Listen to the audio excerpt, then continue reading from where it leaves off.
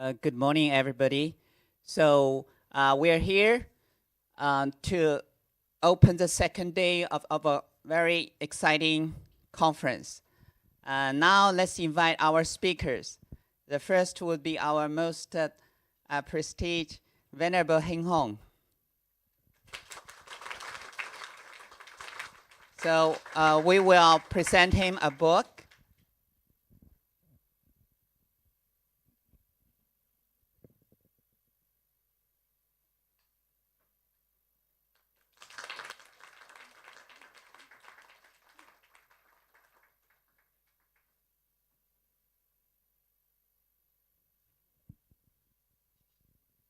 So the second is Ernest from Dongling Goyun.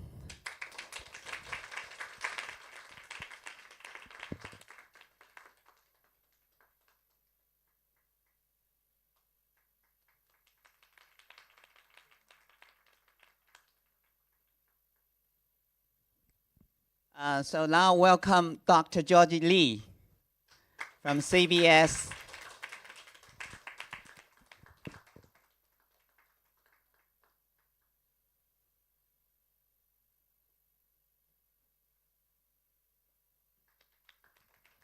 And now welcome Maggie from Buddhist Store.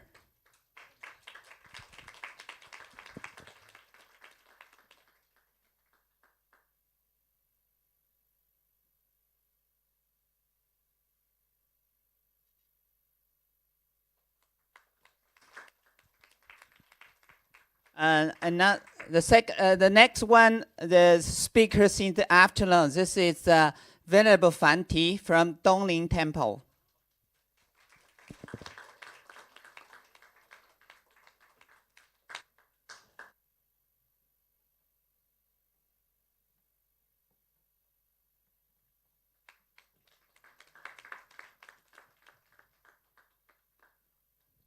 Our last speaker is Venerable Riba from a Tibetan Temple and High Academy of Tibetan Buddhism.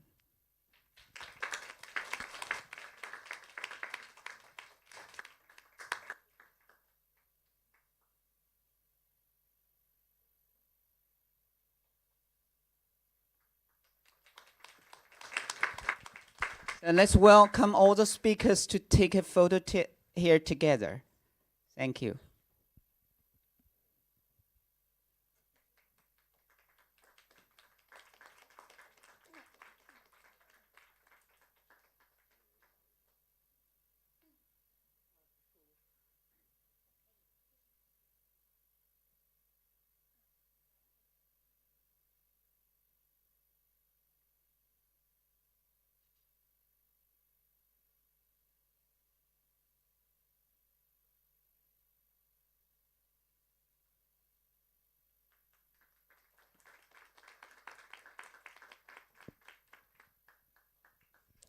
So now George Lee will be the moderator, and he will introduce the next speakers. Thank you.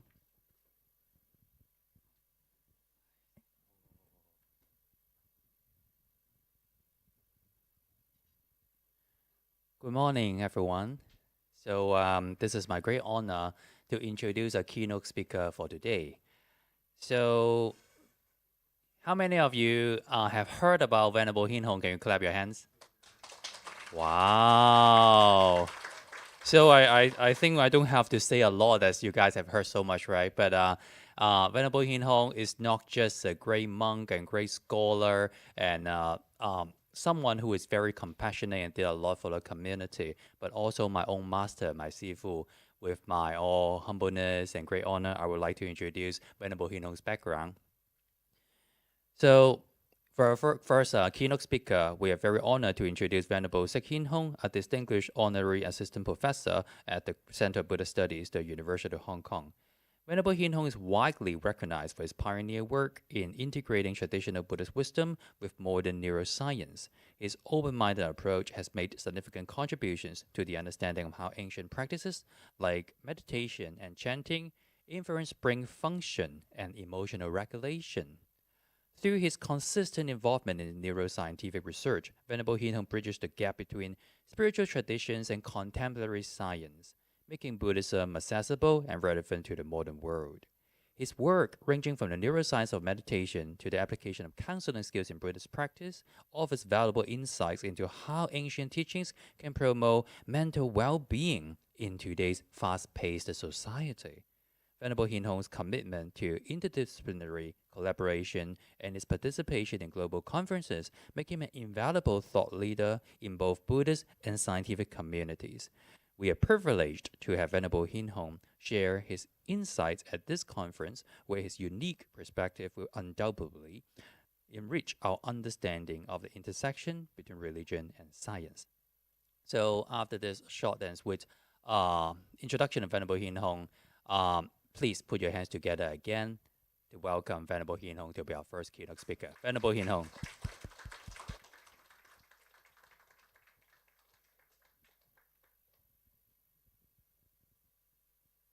Thank you, George, for the very nice introductions. Actually, what I am presenting today is not my work. It's the work of our team. Without our team working together, I would not be able to come up with all this information or scientific publications. So what you are seeing is a teamwork, okay? Obviously, I would not be able to come up with all this. Okay, well, most of you would know that during the last 20 years, there has been a lot of scientific articles or publications on mindfulness, which one can regard as a kind of Buddhist teachings. However, research into traditional Buddhist practices in the scientific way has been lacking. There has not been too many scientific research into the traditional, more particularly religious chanting, the Chinese chant meditation, Chan Hua Tou, and all that. So there has not been too many of these research. So being in the University of Hong Kong, we decided to do it ourselves. So we came up with the lab, the Buddhist Practice and Counseling Science Lab. And under this lab, we have published many papers, and I'm going to introduce to you 5 of the papers that we have worked on the Buddhist practices, mainly Buddhist practices. I will go into them one by one. The first research that we have published is we are looking for scientific evidence, scientific validations on the effectiveness of religious chanting on emotional regulation. This is what we were talking about. This paper we published on 2017, so quite 5-6 years ago, okay? So what we were looking for, we were using EEG measure event-related potential, we were using event-related potential to measure how brain waves react. So this event ERP is how the brain waves react to specific events. To explore the effect of chanting the name of a Buddha, in this case Amitabha, on the brain response to viewing negative, fearful, stressful, provoking situations. So what we're asking the participant to either they chant Amitabha or Santa Claus, the difference between also, we want to look for the difference between a trained and untrained person experience of pain and suffering. So for a trained person, or as opposed to untrained persons, does he only experience pain or pain and suffering, or both? Okay, so that's why we want to find out. So what we did, we invited 21 participant individuals aged 40 to 52 with at least 1 year of religious chanting experience. And then we analyzed the EEG and the galvanized skin response. So we're using these to measure the data. When they are measuring and chanting the Amitabha, we show them this negative or neutral picture. Negative meaning bloody, horrible, scary, and then neutral just ordinary pictures. So we also, this is the research design. So we the participant either view the neutral or fearful images while they are chanting, the religious chanting, in this case, Amitabha, in Chinese, Amitofat, Amitofat, or when they are chanting non-religious chanting, 聖誕老人, 聖誕老人. or no chanting. So there's 3 conditions, and while they are looking at either the negative or neutral pictures, okay? So the measurement that we did, as we measured the EEG, what we call event-related potential, just I explained just now, event-related potential is that we show them some pictures and events to stimulate their brain and measure their EEG wave. That's what it's called, event-related potential.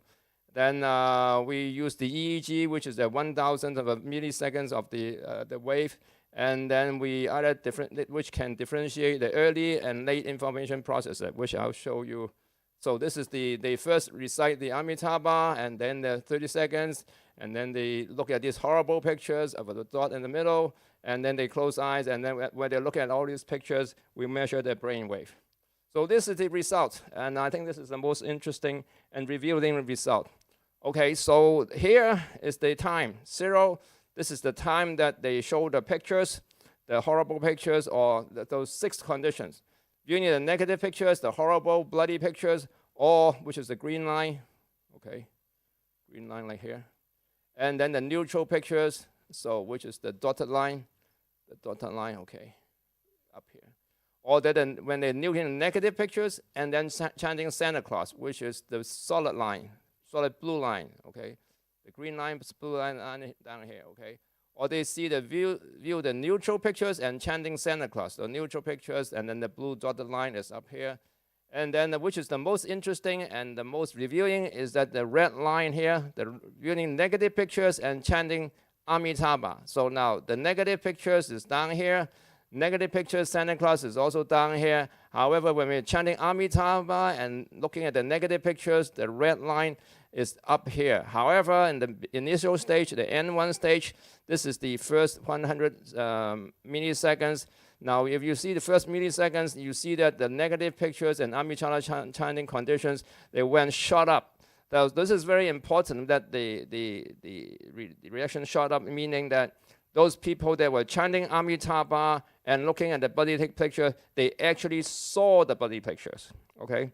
So they saw the body pictures, it went up here. However, when they get to 300, 400, 500 milliseconds, this is the initial reactions. That's first the occipital loop. They see the images. When they get to the 300, 400, 500 milliseconds, that's the emotional part of response to the pictures. So the participant, when they were chanting the Amitabha, they saw the pictures as we measured it here in the 170 milliseconds.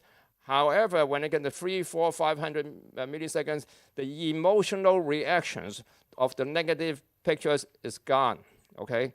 So at the beginning, you can see that there was they saw the pictures. However, when it's here, the emotional part, the emotional reactions of looking at the negative picture is neutralized, probably by the chanting of Amitabha. This is what we have actually finalized. So the result, and furthermore, we use source analysis to find out where was this the difference came from. The results show that when compared with neutral pictures, negative pictures elicited more parietal activity, this part of the brain. So when you look at negative picture, this is part of the brain is responsible for emotions. So when you look at the passive no chanting and Santa Claus, this part of the brain is reacted. However, the parietal lobe, this part of the chanting Amitabha, did not react at all. So this activity could not hardly be seen in the Amitabha conditions. So the heart rate of the also decreased significantly during the chanting Santa Claus conditions and no chanting. However, while chanting Amitabha viewing negative pictures, participant heart rate did not differ significantly from those observed during neutral pictures. So you can see it did not change anything.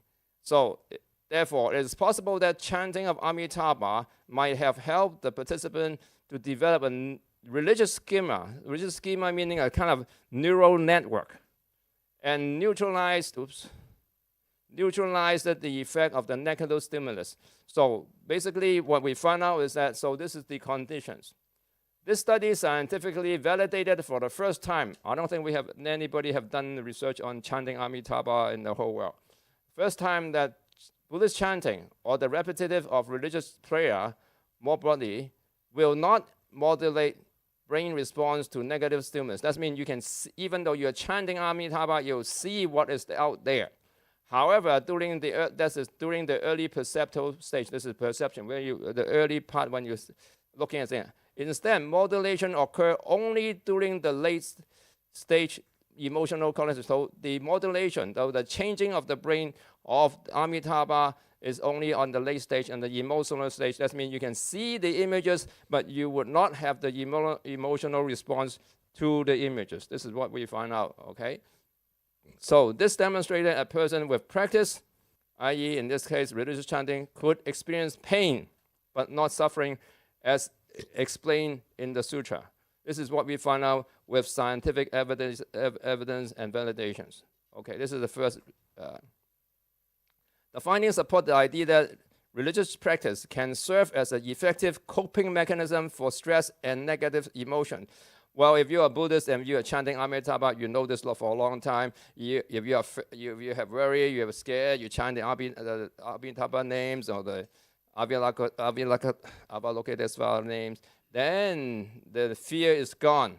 But what we did was that we have now scientific evidence to show people that yes, what these people claim to be they experience, we can now actually measure them using EEG machines and prove to the scientific world that religious chanting is a valid and effective means to modulate our emotions. This is what we have shown in this research.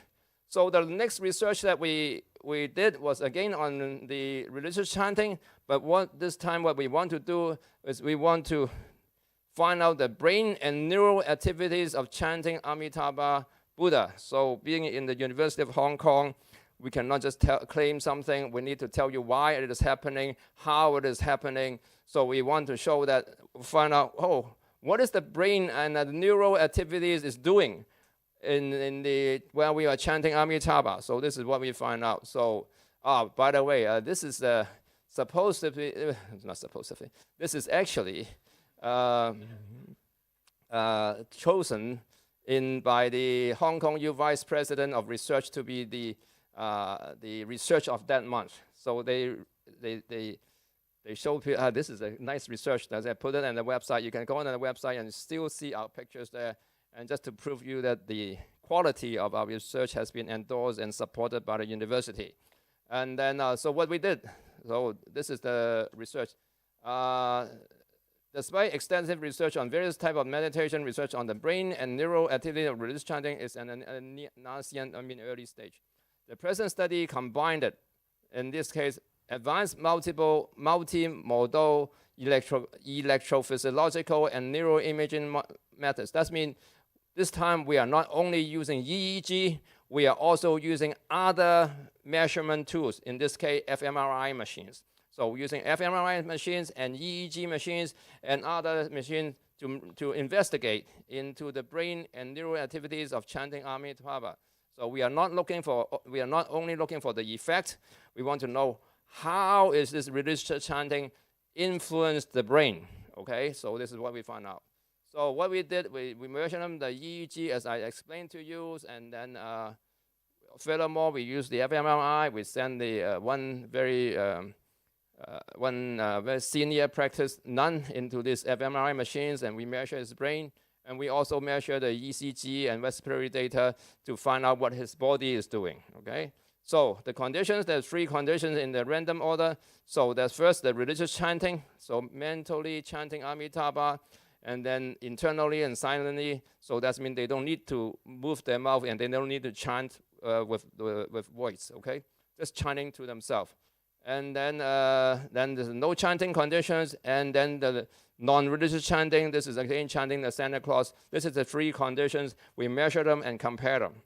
So this is what we find. We have the 22 participants, and then at least 1 year meditative experience of chanting Amitabha, and the special participant, a nun that we sent in. She's 43 years old, and she claimed that she had been chanting Amitabha very seriously and devotedly, and she can chant very, very fast. So okay, then we say, okay, can you go into the fMRI machine? And so we measure him and say, okay. She went in and we measure her, And then, so this is the findings. So this is the first graph that we're looking at. So this is A. Okay, so we measure the eigenvector centrality. What is the eigenvector value? Let's look at the centrality. Centrality meaning how important and how central is this part of a particular part of the brain as relationship to other part of the brain. For example, we can say the eigenvector centrality of Emeralty Center is very high, because all the MTR station go to Emeralty. So Emeralty Center centrality is very high and very important. That's what it means. So we want to find out which part of the brain is the most important and reviewing.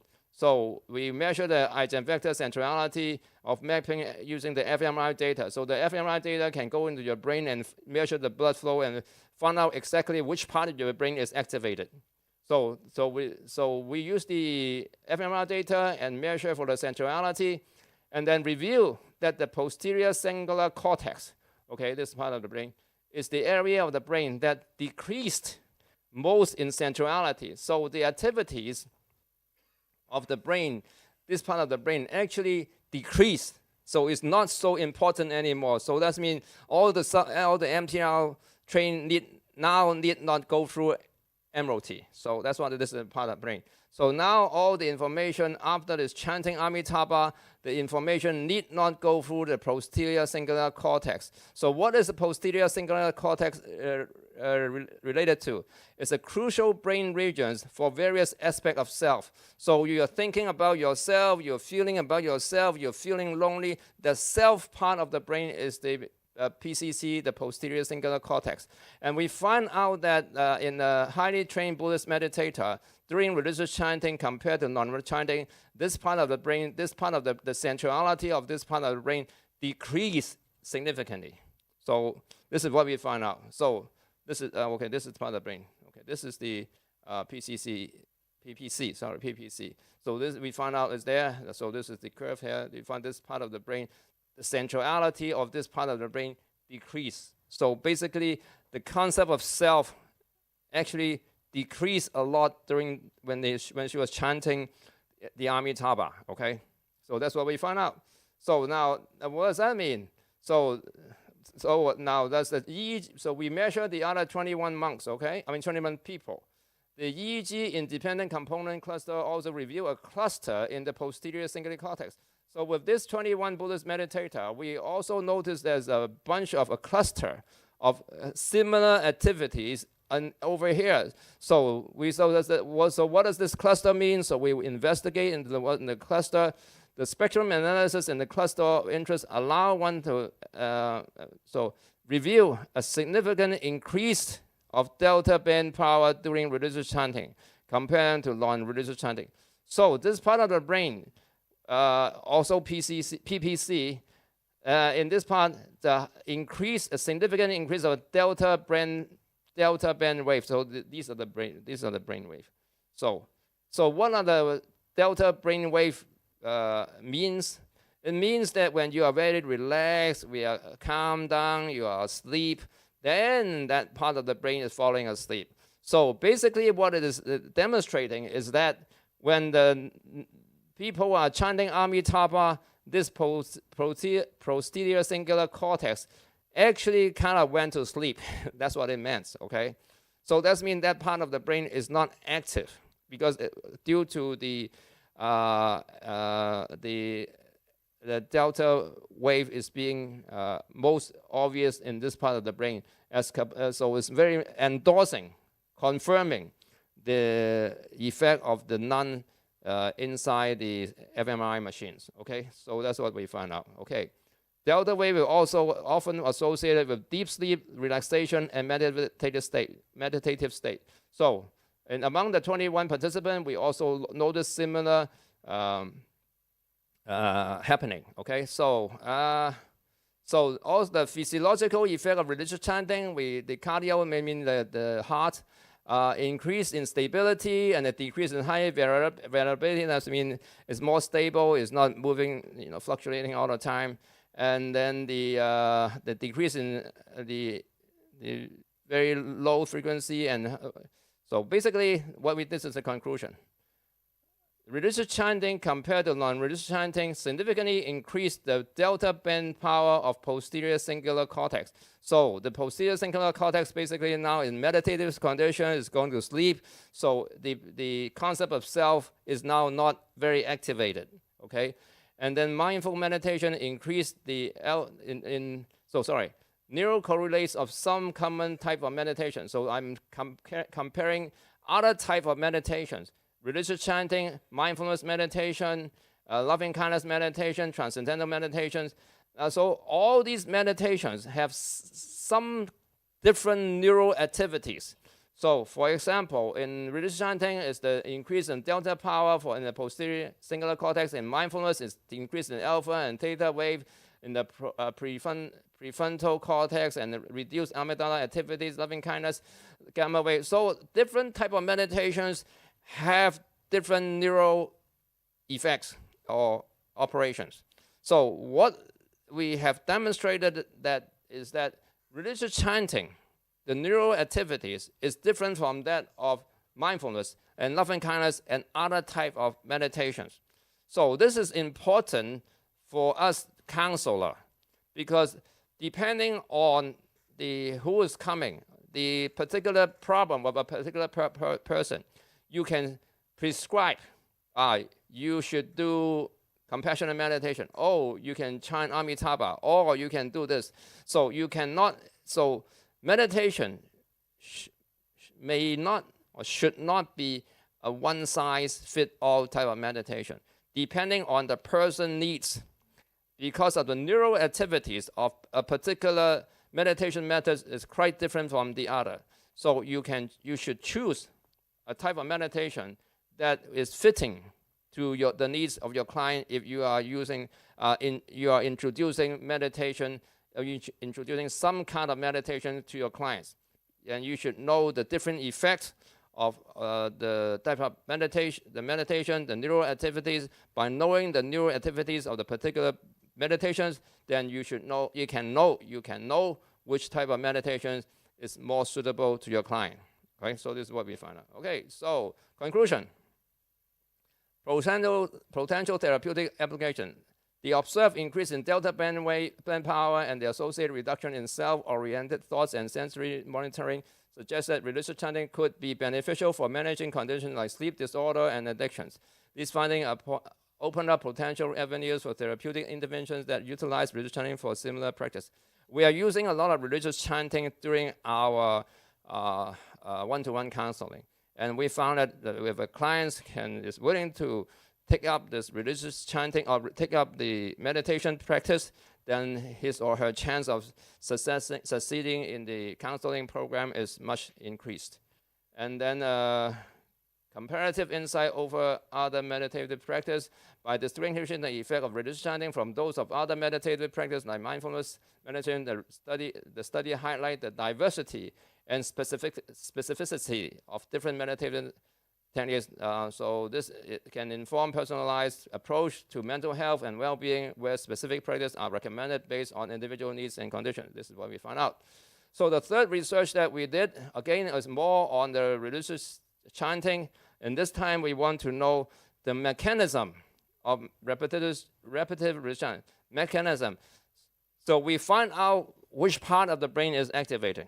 We want to find out how does it work? What's the mechanism behind this religious chanting? So we did another research into this religious chanting. So religious chanting may alleviate symptoms of affective distress as involved in these emotional thinking and rather than rationality. So the research had no direct investigation into the mechanism. How does it work? How does this religious chanting influence your brain so that the religious chanting can have a significant effect onto your regulations and emotions? We want to find that out. So no direct research into the mechanism of repetitive religious chanting on negative emotion modulations. So the present study aimed to explore the role of subcortical brains and the particular amygdala. We know this part of the brain and amygdala is related to our emotions. So we want to zoom into this part of the brain and see when you are chanting Amitabha, how does the brain help you to neutralize the negative emotions? That's what we want to find out. Okay, so again, we have 21 Buddhist participant.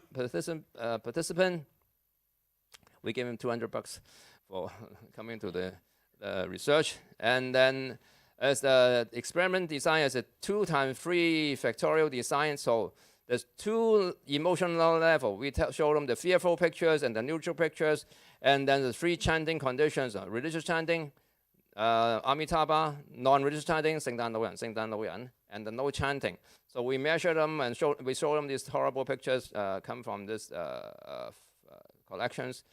And so this is what we find out. Okay, we correct the MRI, fMRI data, and then data analysis. So in this research we brain asymmetry analysis. Brain asymmetry analysis means our brain have two sections. We want to find out how the left section of the brain as comparing to the right section of the brain. So that's what we did. Another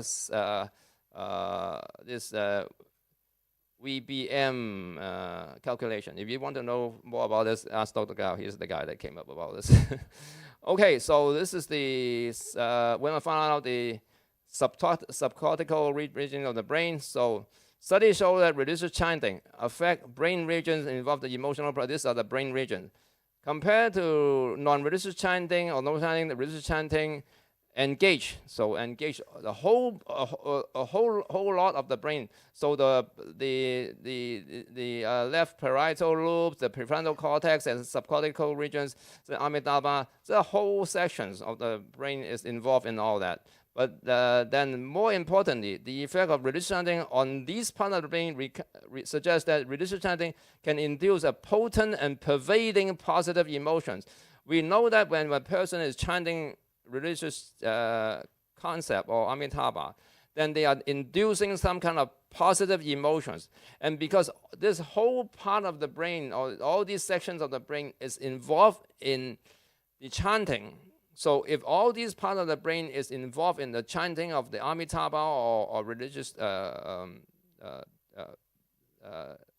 object, then because of the religious chanting, then the religious chanting would induce a positive atmosphere. So basically, is this all these parts of the brain is somehow related to the development of the positive feelings. Okay, so that's what is very important. So in the context of religious practice, this fit with the commonplace scenario where a religious devotee, just a person like you and me, uses religious chanting when confronted by negative events. So you see a ghost, or you think you see a ghost, you see people showing up, and then you say, what do? You say, Amitabha, Amitabha, Amitabha, And then to invoke a strong positive emotions and counterbalance any negative effects. So that means whenever something come up, you chant Amitabha, Amitabha, Amitabha, Amitabha, Amitabha. And then because of your chanting of the Amitabha name, you somehow invoke or call into existence this power or the positive emotions that is religious, that is related to Amitabha. So this is what we find out. This suggests that religious chanting can induce a strong positive emotion schema. So a schema meaning some kind of structure. So when you are chanting Amitabha, and because when you are chanting, all these parts of the brain are activated. And when they are all when different parts of the brain are activated together, they somehow link together. You understand what I'm saying? So when they are working together, they always build up a link together. The more they are exercised in a particular way, the more they are linked together. So when you are chanting Amitabha or chanting something repeatedly, then all these parts of the brain become connected. When they're all connected, so when they're chanting all connected in a positive way, it would help you to induce the positive emotions. So that's why we say the religious chanting can induce strong positive emotional schema, the structure, as a result of countering a negative effect during stressful event. This is what we found out. Another interesting finding is that asymmetry amygdala activities. So we find out that higher it is, the more activities in the left part of the amygdala, that part here. And then a strong correlation, strong positive correlation between amygdala activity and religious chanting fear. No significant correlation between religious chanting and the other. Amygdala is more pronounced while at repetitive and religious chanting amygdala, especially under the most stressful condition of our experimental paradigm. The observed asymmetry activated suggests that the left amygdala may play a more critical role than the right amygdala in regulating stressful emotion during religious chanting. Now, what is the difference between the left amygdala and the right amygdala?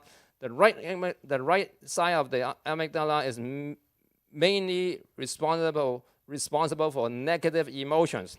However, the left amygdala could be responsible for both positive and negative emotions. So we can conclude that since the chanting Amitabha has a positive effect, so we can conclude that chanting Amitabha, the left amygdala, because it's very activating, so it's very likely that the brain is developing some kind of positive emotions. Okay, so it's generally involved in sustained, detailed, and complex emotional processing, including both positive and negative, and play a significant role in memory consolidation. So the positive emotion is sink in or store in the left amygdala with the positive and consolidation. That's how it formed the positive schema, the structure that link all the different parts of the brain.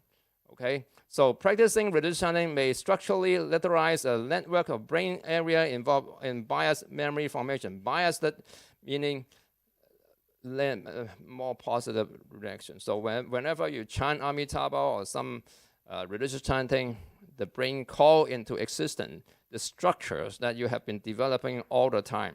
So that's why it works.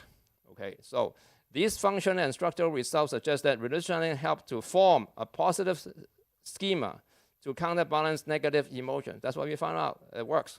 And how did it work? Because you're chanting Amitabha or some kind of religious chanting all the time.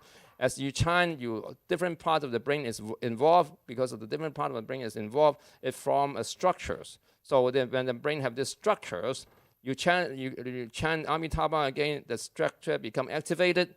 When so many parts of the brain is positively connected, then the negative emotions cannot arise. So therefore, it does work, because all the Buddhists know that when you chant something, it can, counterbalance the negative emotions.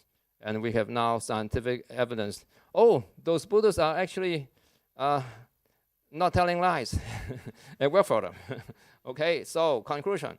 Emotional regulation. Religious chanting could reduce the brain's response to negative stimulus, neutralizing negative emotions, brain activities, brain regions like all these parts are activated, and forming a positive emotional schemas, and then structural change, long-term chanting changes subcortical and cortical areas supporting positive emotional states, and then neural mechanism, decreased centrality of posterior cingulate cortex due to increased delta brainwave, and then the cardiovascular stability, stabilize, and activity. So this is the conclusion on all the neuroscientific study that I have just mentioned.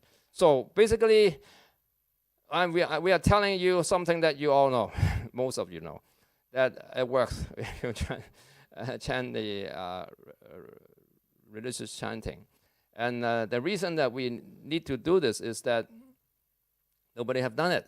And then mindfulness became so popular all over the world because of this scientific research. And we want to prove to the world in a scientific way that chanting, religious chanting in the form of Amitabha or possibly other form of meditation actually does work as claimed by religious practitioner. That's the things that we found out from the free research on So there's a therapeutic potential, offer unique psychotherapeutic benefit for emotional regulation and stress management using repetitive religious chanting. So that's all. But for the conclusion, I don't want to do so many. It's okay. So the fourth research that we did, something totally new. This is George research. Yeah, that is George. So we want to find out the age-related brainwave and stress. So the influence of awareness training program on age-related brainwave and stress. This is what we on the fourth research. Oh, okay. So now you know that the age often is related to awareness decline and psychological stress. Stress and aging are linked to changes in brain electrical activities, including decrease in gamma wave, which may indicate cognitive decline. So this is now basically quite accepted that all your gamma wave activities kind of slow down, indicating that you're not thinking so smart. Basically, that's what it is. So we want to find out they found out that meditations can help you to slow down this effect. So what we want to find out, so the study explored the potential influence of awareness training program. Awareness training program is a program that we developed here in-house and using the Chanting Mochana Sutra, 解心密經 as a theoretical foundation. We want to find out, does this ATP program influence on age-related brainwave changes and psychological stress, middle-aged adults. Basically, we want to find out, does those participants participating in our ATP program, can we somehow help them to age slower? So if you think you are aging too fast, so maybe you want to participate in the ATP program. That's what we found out. Okay, so we have 110 participants with mild stress, and we recruited and then we separated it into control and the participant.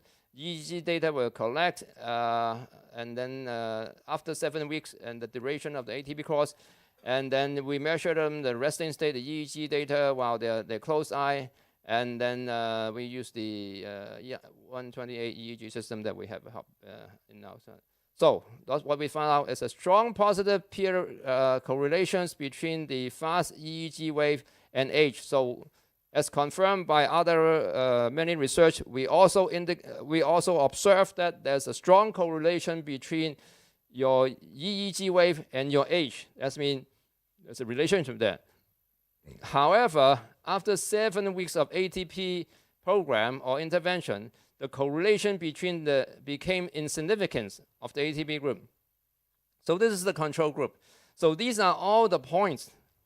These are all the points of the gamma wave that have a significant correlation between the age and the gamma wave.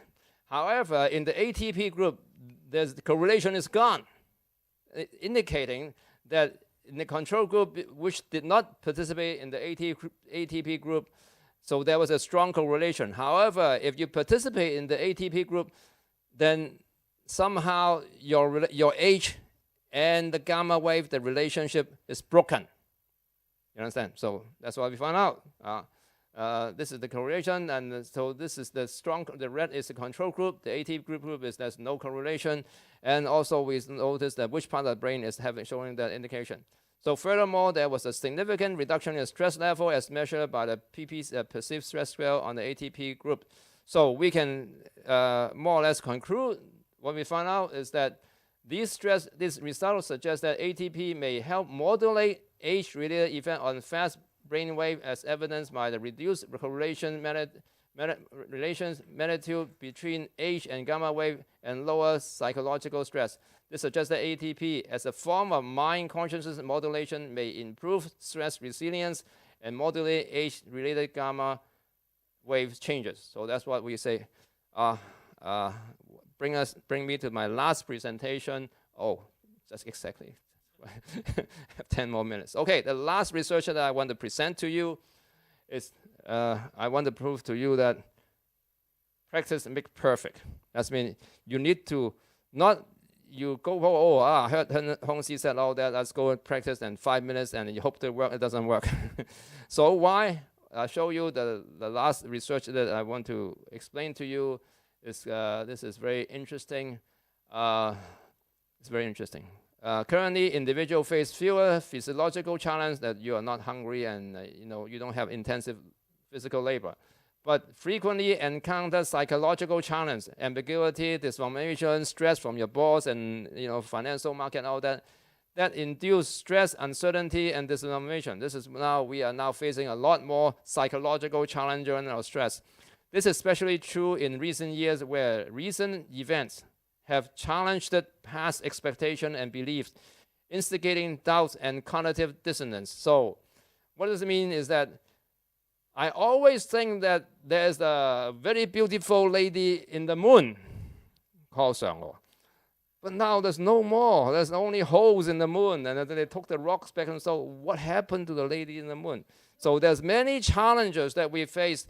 The world should be like this, and good people should be like this, but then good people suffer. And then bad people are living happily. Why is all these challenges? Okay, so we're facing all this. Unfortunately, in our mind, the prefrontal loop in the human brain can help individuals cope with contradictions and feeling of skepticism, enable us to make careful decisions. So the prefrontal loop helps us to reconcile, kind of diffuse this confrontation by we have the belief and schemas which are formed from our experience and allow us to make swift decisions. I have saw this many times. Every time I go to this corner, I turn left. So because you have too used to that, but this time you need to turn right. I am too used to go back to our jockey club building, but this time I am supposed to come there. Okay, I went to the wrong place, so I have to run over from our center because I'm too used to that, to believe in schema. Okay, now then we're formed from our experience and allow us to make swift decision. The problem with swift decision is sometimes it's wrong. Okay, so at the same time, however, the problem is that I was too sure of myself. If I was have a doubting process is needed to continuous update past beliefs so that they are more precise and reflect reality. Then I didn't have doubt. If I had doubt, I will check, and if I check, then I'll be okay. The doubting process, instead of dogmatic attachment belief, is essentially for critical thinking and the development of insight, which is the hallmark of human intelligence. In this sense, doubting process is a vital as belief for maintaining cognitive balance. So we came up with the we didn't came up. We came up with the name. We call it intuitive inquiry meditation. So what is this? Among the various kind of meditation, intuitive inquiry meditation is unique. So the practitioners of intuitive inquiry meditation are encouraged to examine and doubt. Examine and doubt what? All concepts and ideations without using conceptual analysis. You need to put them together. We encourage and examine and doubt all the concepts, and then so should I turn left, should I turn right, or is this a good person and bad person? But now you need to observe and analyze these concepts and thinking without using other concepts. You understand what I'm saying? You need to look at it, so you need to understand, but rather directly and intuitively approach the object of meditation with doubt and inquiry. So basically, you say, where's my key? Where's my key? I can't think. Where's my key? So you are observing, but you cannot think. So what you want to observe, what is that concept? But then you look at the concept, you intuitively try to analyze it without using other concepts. This is what we call intuitive inquiry meditations. Okay, even concept of the Buddha and self should be questioned, doubted, and released before real enlightenment can be achieved. If you want to become enlightened, then you need to get rid of the concept of Buddha and the concept of self. How do you get rid of the concept of Buddha and the self? You need to do so by directly and intuitively approach the concept of Buddha and the self without analyzing, but at the same time analyzing. Okay, you are analyzing, but without using concept. You need to observe it, understand it, and then see the true nature of whatever it is without using concept. So intuitive meditators are not only guided to inquire and doubt the object of meditation. Now this is more important. For example, when considering Buddha, inquiry and doubt should be also directed towards the one who is meditating. Who is that person meditating? So the self. So not only should you be inquiring, examining the object, so you should also examine the subject. Who is it that is chanting Amitabha? What is there that is doing all this? This is what you should be doing. Chan Master often point out that a small amount of doubt leads to a low level of enlightenment, while a large amount of doubt leads to a high level of enlightenment. So of course, this is my grandmaster. He is a very accomplished, intuitive inquiry meditator. Okay, so we were very lucky. We had a group of monks that actually came to Hong Kong, and then they were in Chingshan. We went all the way there and took the machines all the way to the monastery. Then they gave us a room, and then we measured these people. In the current study, we analyzed most popular form of Chan, the Chinese Chan meditation, Chan Wa Tao, who is chanting the name of the Buddha. So this is the priming question that helped the meditator to develop a doubting and inquisitive mind towards the practice of repetitive religious chanting of the name of Amitabha. So when you chant Amitabha, Amitabha, Amitabha, then you say, hey, who is chanting the Amitabha? Then who is chanting Amitabha? I don't want you to answer me. I want you to observe and investigate who is it that is chanting the Amitabha. But I don't want to think and analyze and give me a conceptual answer. I want you to observe what is there, who is there that is observing. That's what it say, okay? This is towards the practice of repetitive chanting of the name of Amitabha, the most popular religious practice in Mahayana Buddhist tradition. So, chanting Amitabha is the most popular, and then as that as the basis, then we came up with the meditation. Who is chanting the Amitabha? So you investigate into that. So the method is that 20 experienced and 18 beginners. So 38 altogether meditator in intuitive inquiry meditation retreat were recruited for this ERP. So actually we went to the retreat, okay? And then we measured them, the EEG machines, and then this experiment was conducted at 2x2x2. So 2 meditation conditions. So either they were meditating, inquiry, chanting, or that they are not chanting. And then 2 types of pictures, the Buddha and the meditator themselves. We took the picture of the meditator and showed him the picture of himself or the picture of the Buddha as the 2 conditions. And then a 2 group of participants, the monks and the laymen, the control, okay? So 2 meditation conditions included an inquiry meditation conditions and the normal conditions. So in the inquiry meditation conditions, then the meditator chant, who is chanting the name of the Buddha, Niệm Phật Xi Sui. The normal control conditions, Gap Yut Bing Ding, Gap Yut Bing Ding, as to to counterbalance, neutralize the wording. Okay, so this is the finding. So participant in the control group. So this is the control group. So show a greater change in EEG response to viewing the Buddha of image in inquiry than in the normal conditions. So when they are practicing meditation, meditations as opposed to not practicing normal. So the difference is here. Okay, so the control. Now for the monk, the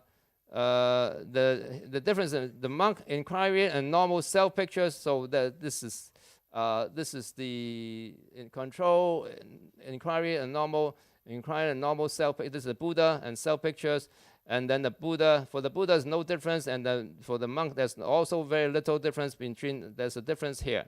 Okay, so in contrast, also participant and control group show a greater EEG to viewing the image of Buddha in the inquiry condition in the normal. In contrast, the experienced monk show a greater change in EEG response to viewing of the self. Actually, we found out that the monk, when they said that this is when they are not, we found them that they look at their own pictures, they reacted more as opposed to looking at the picture of the Buddha. We thought, why is that the case? Why did these monks, when they saw their own pictures, they react so more actively? when we are thinking, these monks, they live in monastery. And they live in the monastery and they practice all the time and they live in the chant hall. There's no mirror in the chant hall or so they haven't seen themselves for a long time probably. So, but they see the Buddha image all the time. So they saw a Buddha image, to them is no big deal. They see the Buddha image all the time, but they haven't seen themselves for all the time. So when they see their own pictures, while they are not practicing the meditation, they react more to seeing their own pictures, as opposed to the Buddha image. Okay. Now, something more interestingly happened during the inquiry. Okay. So, during the inquiry condition, so they are chanting, they are now practicing. So, there was significant the difference in the response of layman to Buddha and self. So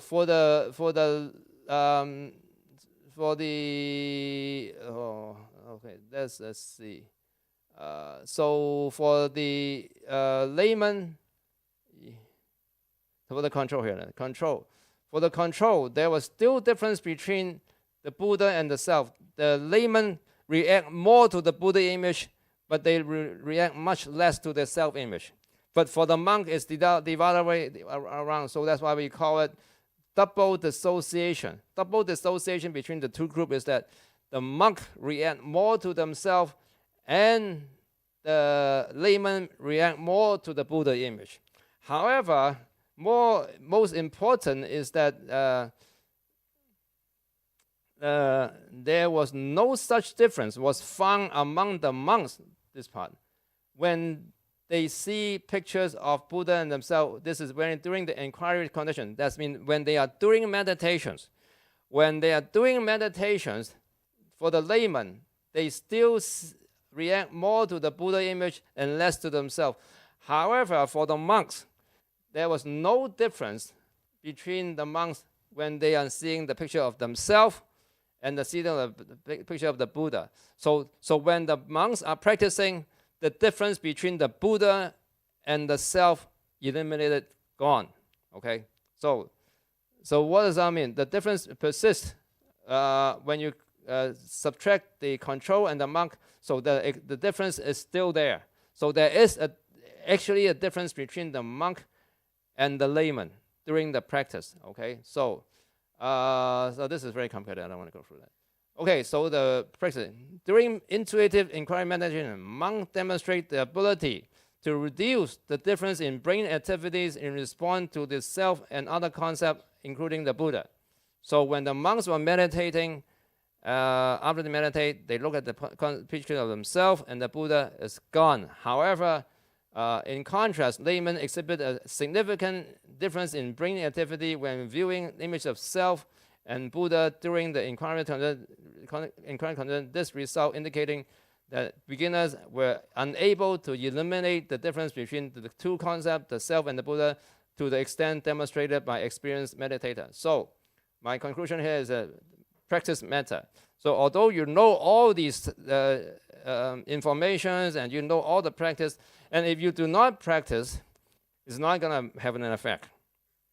So this is my last slide. And what I think we have came up with all these research on Buddhist practices is that I think we have successfully or demonstrate to the world using scientific research methodology, the most advanced or up-to-date research methodology that Buddhists practice in the form of either religious chanting or chant meditations or ATP, vipassana and samatha and vipassana type of meditation can effectively regulate our emotions and our brain. And I think what we are doing is just touching the tip of the iceberg.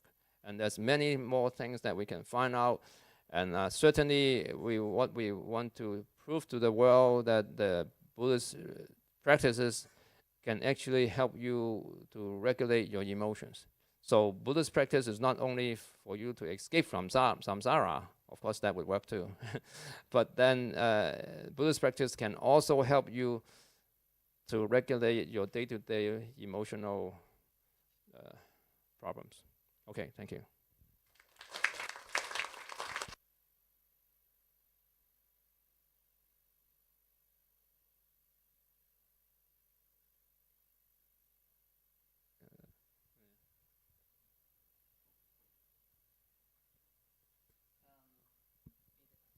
It happens that someone on the internet they asked me one question.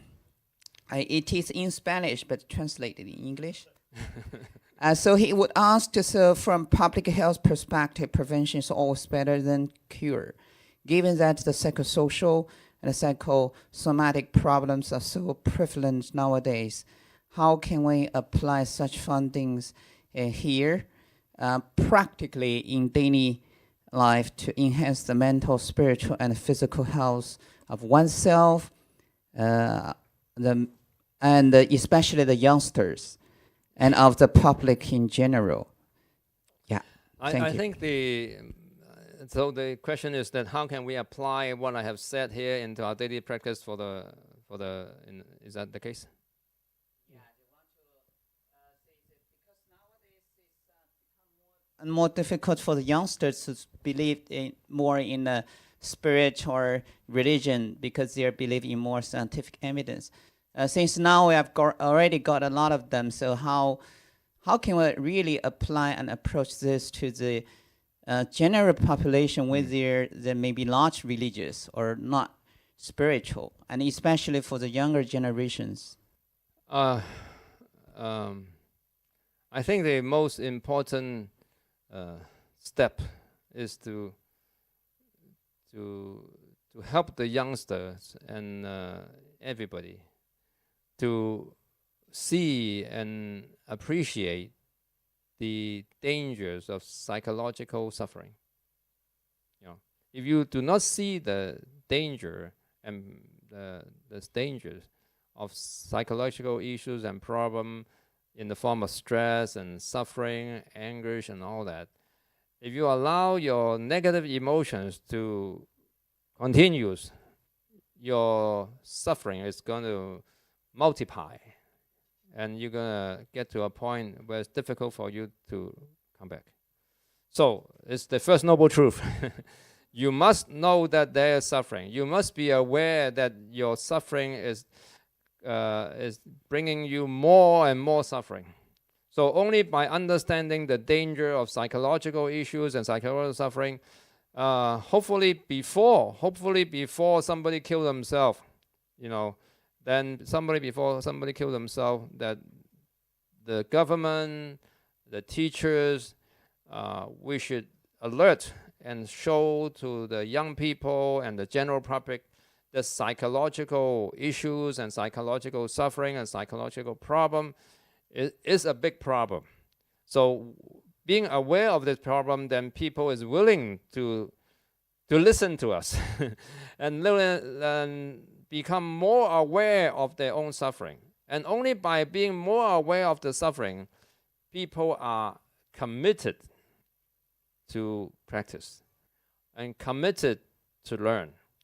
If they are very happy and they are not aware of their suffering, then they don't want to spend time to come to this kind of conference, or they don't want to chanting Amitabha. This is for old lady, But then if they find out that their suffering or their problem is severe, and if they do not look after it, then there's a lot of problems. So there's a lot of methodologies that you can apply to psychological issues. We are only one of the options.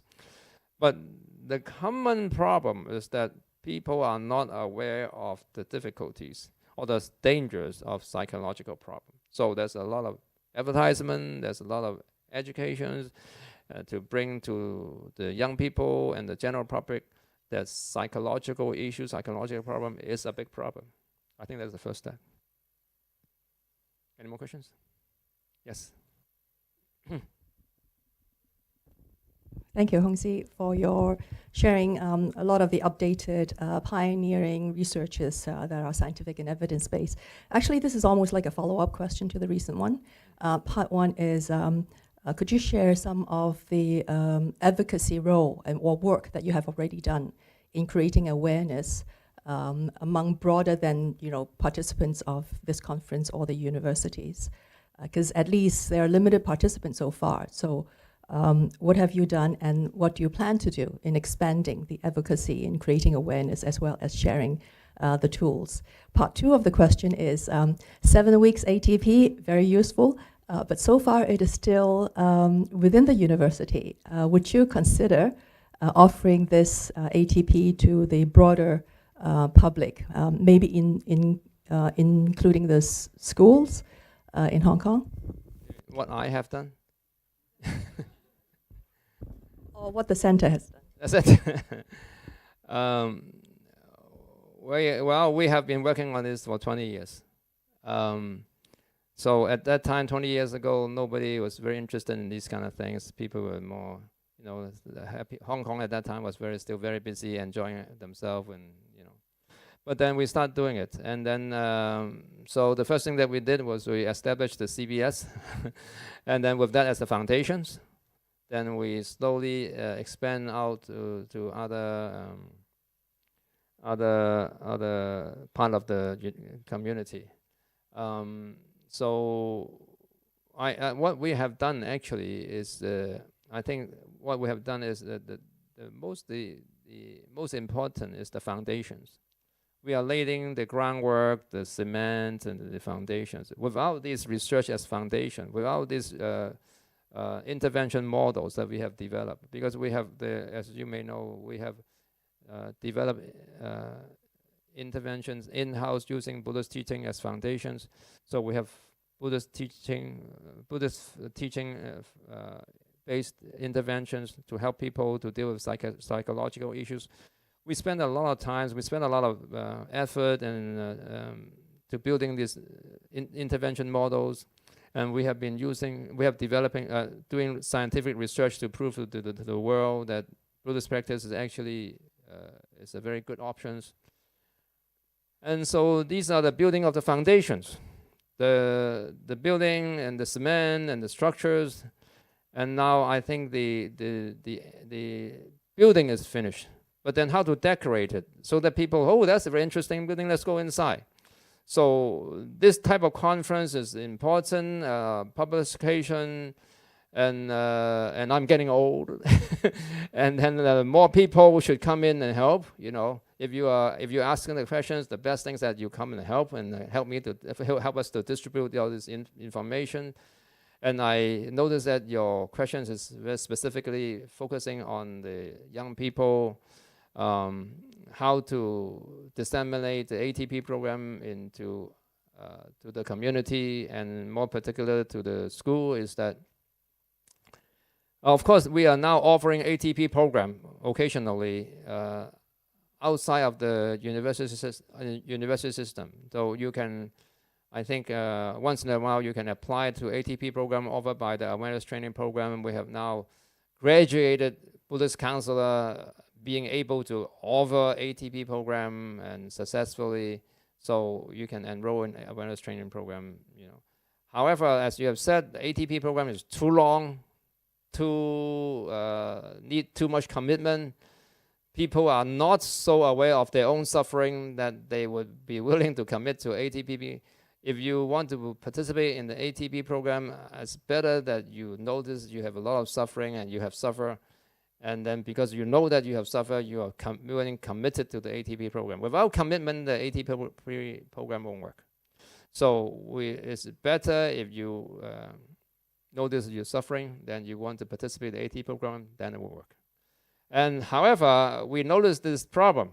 So we are now developing a more simplified versions or diluted versions of the ATP program, which we call the 4 hours. 4 hours program. The 4 hours program of ATP. The 4 hours is promoted by the Hong Kong Education Department. The first is relax. The second is rest. The third is relationship and resilience. Okay, 4 R's. So we are using these 4 R's to, we're using the ATP program and to promote these 4 R's. How can you use the components in ATP to help the student to relax and rest? Without relaxation, rest won't work. So we help to teach them how to relax and then teach them how to sleep. Okay, and then we talk about relationship and we talk about resilience using the ATP program. And I think the program is the 4 hours program from ATP is almost finished. We are actually teaching it already in school, and we have very good response from the schools. And basically what we have been doing is building the groundwork. You know, these things are very boring, but it's necessary. Nobody understands them. But then you need to show them to impress people. Oh, they have done all these things, you know. And then if you've done all these things, then the community, the schools, and then the hospital will allow you to go inside.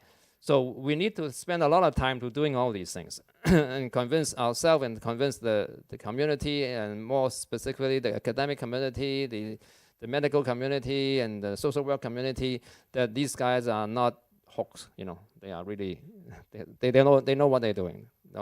Once they convince that we know what we are doing, then they are more willing to accept us. And that's what we need to do, to convince and show people that we have done all this groundwork, and we have models, and we have intervention that really works. And I can tell you with confidence, the Dharma therapy works because many people have been, you know, I think we have now more than, if we are including the Chisan Monastery Counseling Center, I think we have done more than 2,000 to 3,000 cases using Dharma therapy. Just in awareness training program, in 1 year, we have done more than 600, 700 cases. In the Wang Fa Jingse, I think we have done more than maybe 1,000 or 2,000 cases. Chisan Monastery has at least done 3,000 or 4,000 cases. So we have done many, many cases. And from the feedback from the clients, they're very happy. Yeah, so we are very confident of the Buddhist teaching-based intervention model. It works. And using these scientific evidence, which demonstrate to you the Buddhist meditation methods, actually also works. Using the most scientific or the most advanced methodology, we were able to demonstrate to the world that it works. Yeah. Okay, am I answering your questions? Okay. Any more questions? Okay, so thank you very much.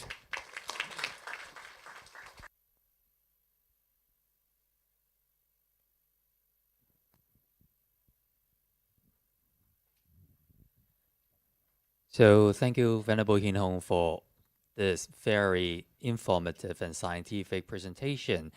And one thing that I did not get a chance to say about Venerable Hin Hong, besides being a scholar, besides being a very respected monk, he is also a great teacher with a very strong commitment of compassion to alleviate suffering in our community. And you can see from the years of work that he has done.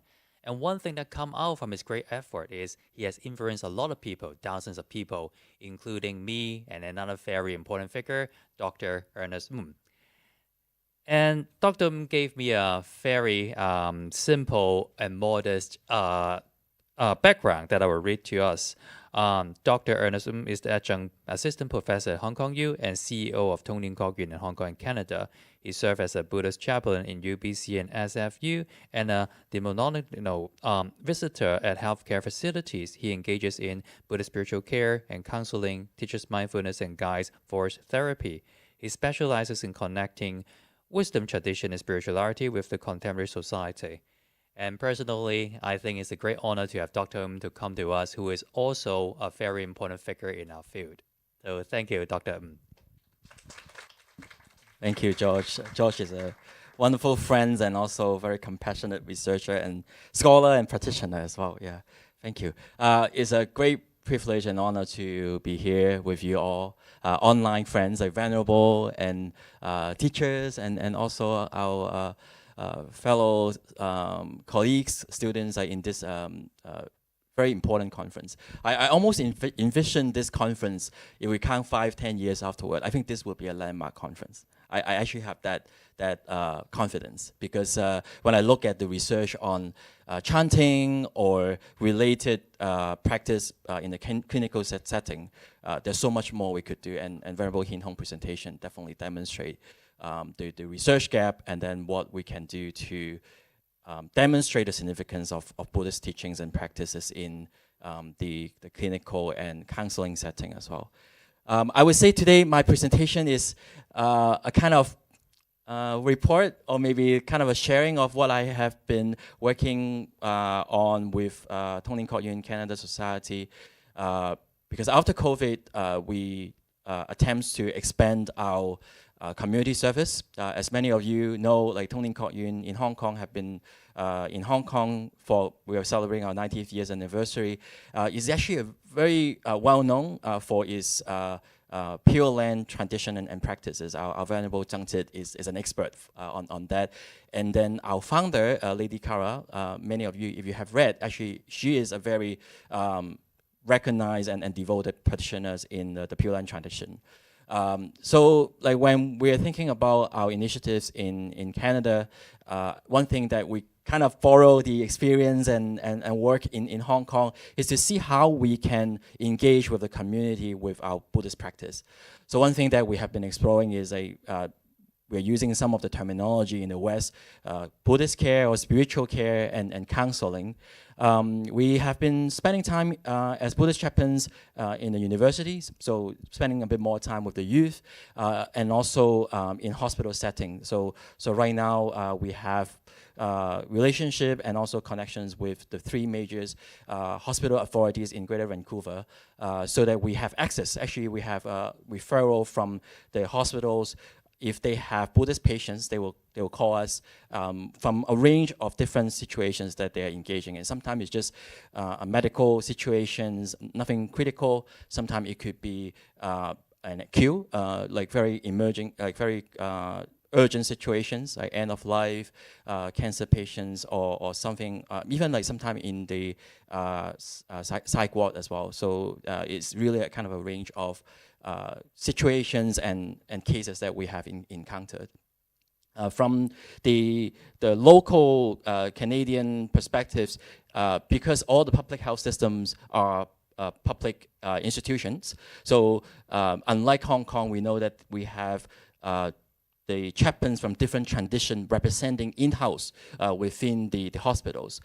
For the Canadian model, they have hired, we call it like spiritual practitioners, clinical spiritual practitioners. So they are actually hospital staff.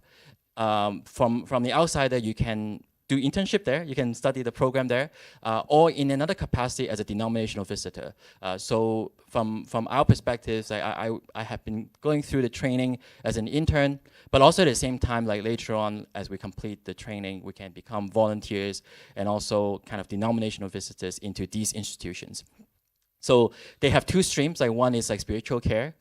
Clinical spiritual care is quite different from counseling in a sense that it's more like being with. So we offer non-anxious presence, like deep listening, kind, compassionate speech. Mostly it's kind of to be with the situations, to help them accept what's really going on. There are definitely transformations, like transcendence and changes involved, but unlike a counseling model, which we want to have certain therapeutic goals, or we use certain counseling model for the transformations. So this is like one stream that they have like on the spiritual care. Immediate support, containment and exploration, shorter term relationships, so that it won't be 8 or 6 sessions that we can arrange. Whereas for the psychospiritual therapy, which I am undergoing my own internship right now, it is more like a counseling model. So if you see the clientele is a bit different because like for spiritual care, we will serve the emergency room. But for counseling, like hopefully no one will sit in the emergency room for 6 or 8 sessions with us, right? And also like it would work for some of the longer case situations, for example, palliative, cancer patients, end of life or bereavement cases after a family end of life situations. As I mentioned, it's more structured. There are goals. Like my supervisor told me, oh yeah, sometimes there are counseling outcomes. Sometimes you have to accept the fact that there's no outcome as well. So that's why I put a question mark in there. It's medium to long term for sure. Growth and transformation involves. And I think after the last few years, one of the key reflections I have is like indeed like Buddhist modalities have a unique underpinning. I was like trying to find the right word, but foundations or underpinning with the transcendental changes through insight and compassion into the reality of ourselves, others, and the environment. I would also like to share that after going through the training and practice myself, I think the way I see my own sufferings and realities and my relations to others also changed because I've gone through a lot of similar situations alongside with the patients and the families and also the staffs in the medical and also university setting as well. So I want to bring in 2 concepts, and with the blessing of many venerables here, that I actually have confidence to do this exercise together. And also I invite friends online to join. Yesterday, I would say somehow, I don't know, like the organizer do a fantastic job kind of paving different presenter at different spot. I would say, oh, okay, there's something that I don't have to talk about, but at the same time, we benefit from what they have talked about yesterday. Like, for example, if you were here yesterday, you remember Dr. Perry, Gemma, like she talked about like chanting, and then also Dr. Huang talked about AHER. I try to make sense of what they're talking about, but you will know, I think it's irrelevant, and ASSR. Let's do a little practice. So yesterday, Perry suggests us, okay, we do a little bit of kind of chanting, humming together. We do something similar. So it's all optional, it's all invitational, like for those online and in present. The invitation is to drop your phone, not looking at your screen. You can feel free to close your eye or just open your eyes. But we just have a kind of relaxed, upright sitting, comfortable positions. I would offer a prompt as what we have done yesterday. You can try to repeat it in your own tone or your own kind of like experience. So oh, is this too long or I can't follow it? That's fine. Like let's try, right? Like so I will hum it once and then you can follow next. And we try, like with the blessing of Venerable Fanti Hin Hong, I think we will do a good job. Okay, so let's try this first.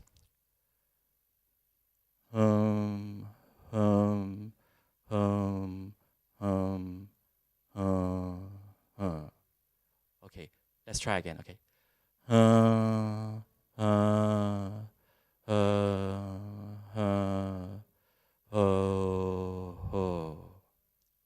Oh, okay, you're doing good. Yeah, you're doing great. Let's try with a bit more confidence, okay? And then our friends online also can do that together. All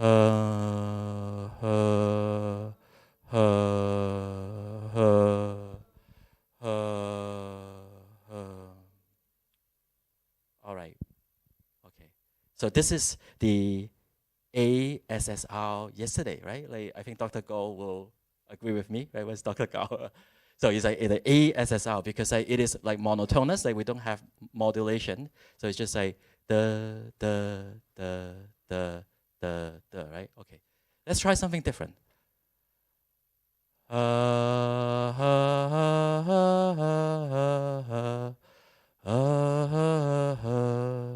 Okay.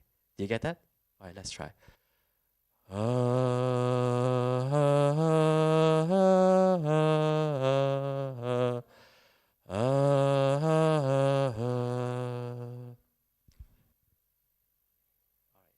Let's do it one more time. Okay. with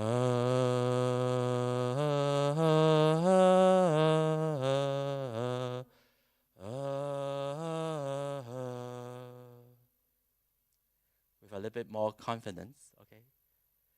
And also quite natural as well. We're just kind of like breathing out, like we're not trying to breathe like with a lot of extra effort or breathe out with a lot of extra effort. Okay, let's try it one more time. All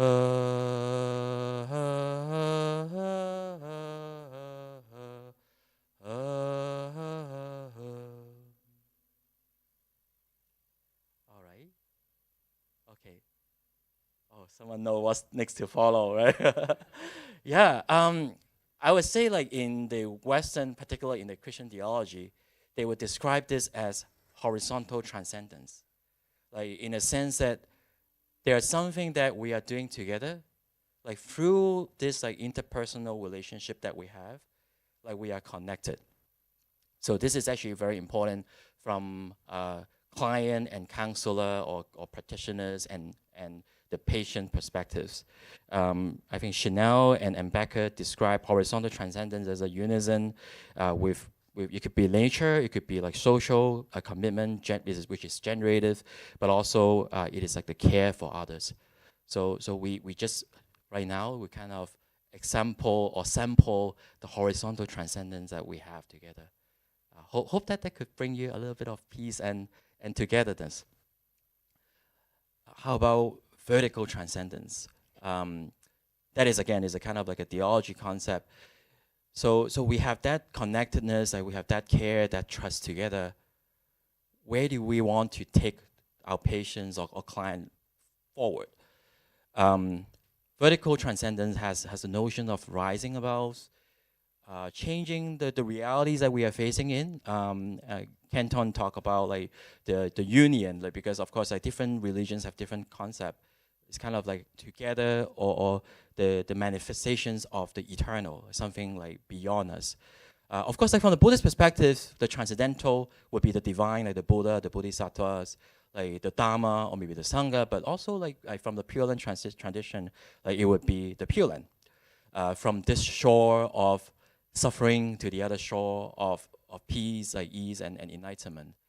I would say like very often it is like beyond tangible and empirical because you are inviting your clients or patients to something they have not experienced before, right? Like if they already manifest or feel or they are being in the Pure Land already, then they would not be suffer, right? So Venerable Hin Hong, Dr. Gao have this like wonderful research on Santa Claus and Amitabha. I think what is quite important in my reflection is that, and also some of the research also talk about it by Brazier, talk about like in terms of like the Pure Land, the chanting, we are not imposing the Pure Land to the patients or those who are seeking help, but we are holding presence. Like we kind of hold the depth so that because of our confidence and faith and trust in the Pure Land, come, like we hold the space to invite them to be engaged with that experience. So that's why Brazier also talk about how Pure Land Buddhism is relational. Not only the relationship we have with the Amitabha, but also our relationship with the collective practicing and chanting together. Of course, I think one question, the doubt that I have is yeah, is it like internal? Because like very often we talk of Pure Land Buddhism is something external, as if like we are seeking support from the Amitabha outside of us. But I think to a certain extent, like there are also certain level of internalization as well. A lot of the Pure Land or the Chan or Zen tradition talk about how do we realize the Buddha nature from within. So in these circumstances, we are guiding the patients or the clients like not only connect with a new normal, because like in a lot of therapeutic model, Dr. Lee Josh will know, like we're trying to, okay, yeah, like we have different stages of modality. We try to invite them to accept the new changes, the new well-being, the physical or mental situations that they are in. So like if you have a stroke, you come back, you're not going to have your 100% of functionalities. your body, your physical well-being will have a new norm. Like how do you accept that? But I would say and suggest that like maybe the vertical transcendence through the Pure Land traditions would be also inviting them to a new perspective. Like how do we invite them to see the world differently? I often remember, have many of you met with or engaged with a Thich Nhat Hanh retreats or his sharing in the past? Yeah, do you remember like his chanting of Avalokiteshvara, right? Like every time like when I hear that, like, I have goosebumps because he bring forth the sangha. He always like have a sangha behind him. So that is like the horizontal transcendence. And then like he connect like with the sangha, the chanting of the Avalokiteshvara connect you with the compassions, the wisdoms of the Guan Yin, the Guan Si Yin Pusa. On that note, do you want to try another quick experiment? So earlier we have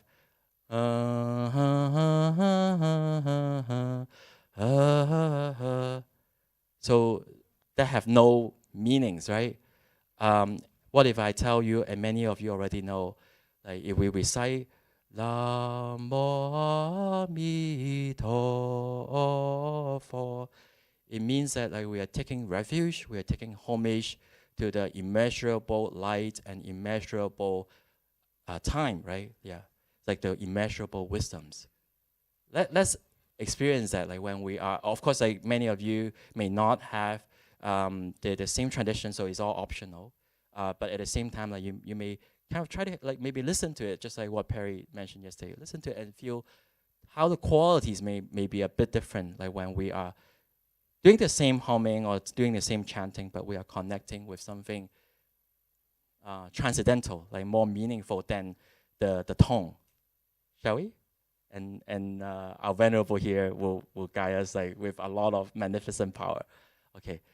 Namo Amito Pho. Namo Amito Pho. Namo Amito Pho. Namo Amito Pho. How do you feel about that?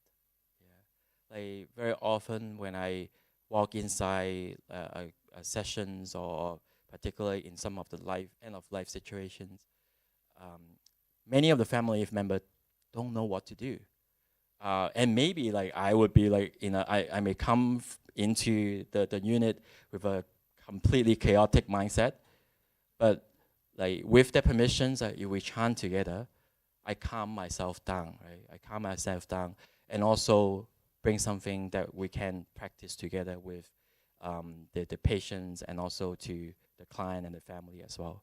So yeah, in a sense, I was thinking it's almost like a emergency number.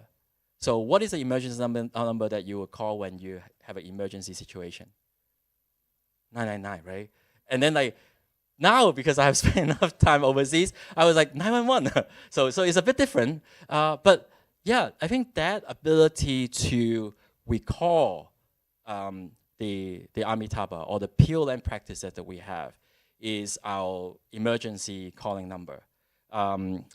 The Pure Land practices, I would say, in the Mahayana traditions, like Tibetan traditions, like there are in fact like many different Pure Lands.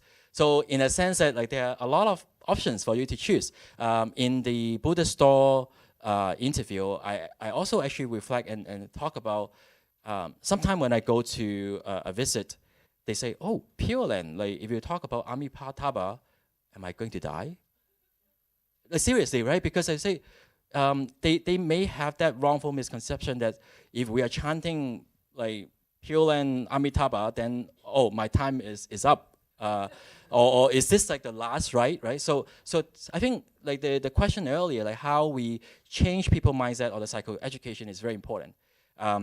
Tony Kok Yun, our venerable Guanban is kind of almost 9,800 years ago, when he was introducing chanting, he was introducing to the primary school students. So yeah, that is fun, right? So, but now I think part of it maybe is our culture, but also like we have that connection. Oh, maybe Amitabha is like when I'm ready to go. So okay, maybe there could be some other options.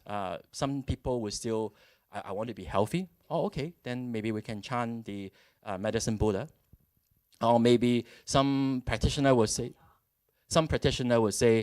oh, I have been practicing chant for so long. I am in the Zen tradition.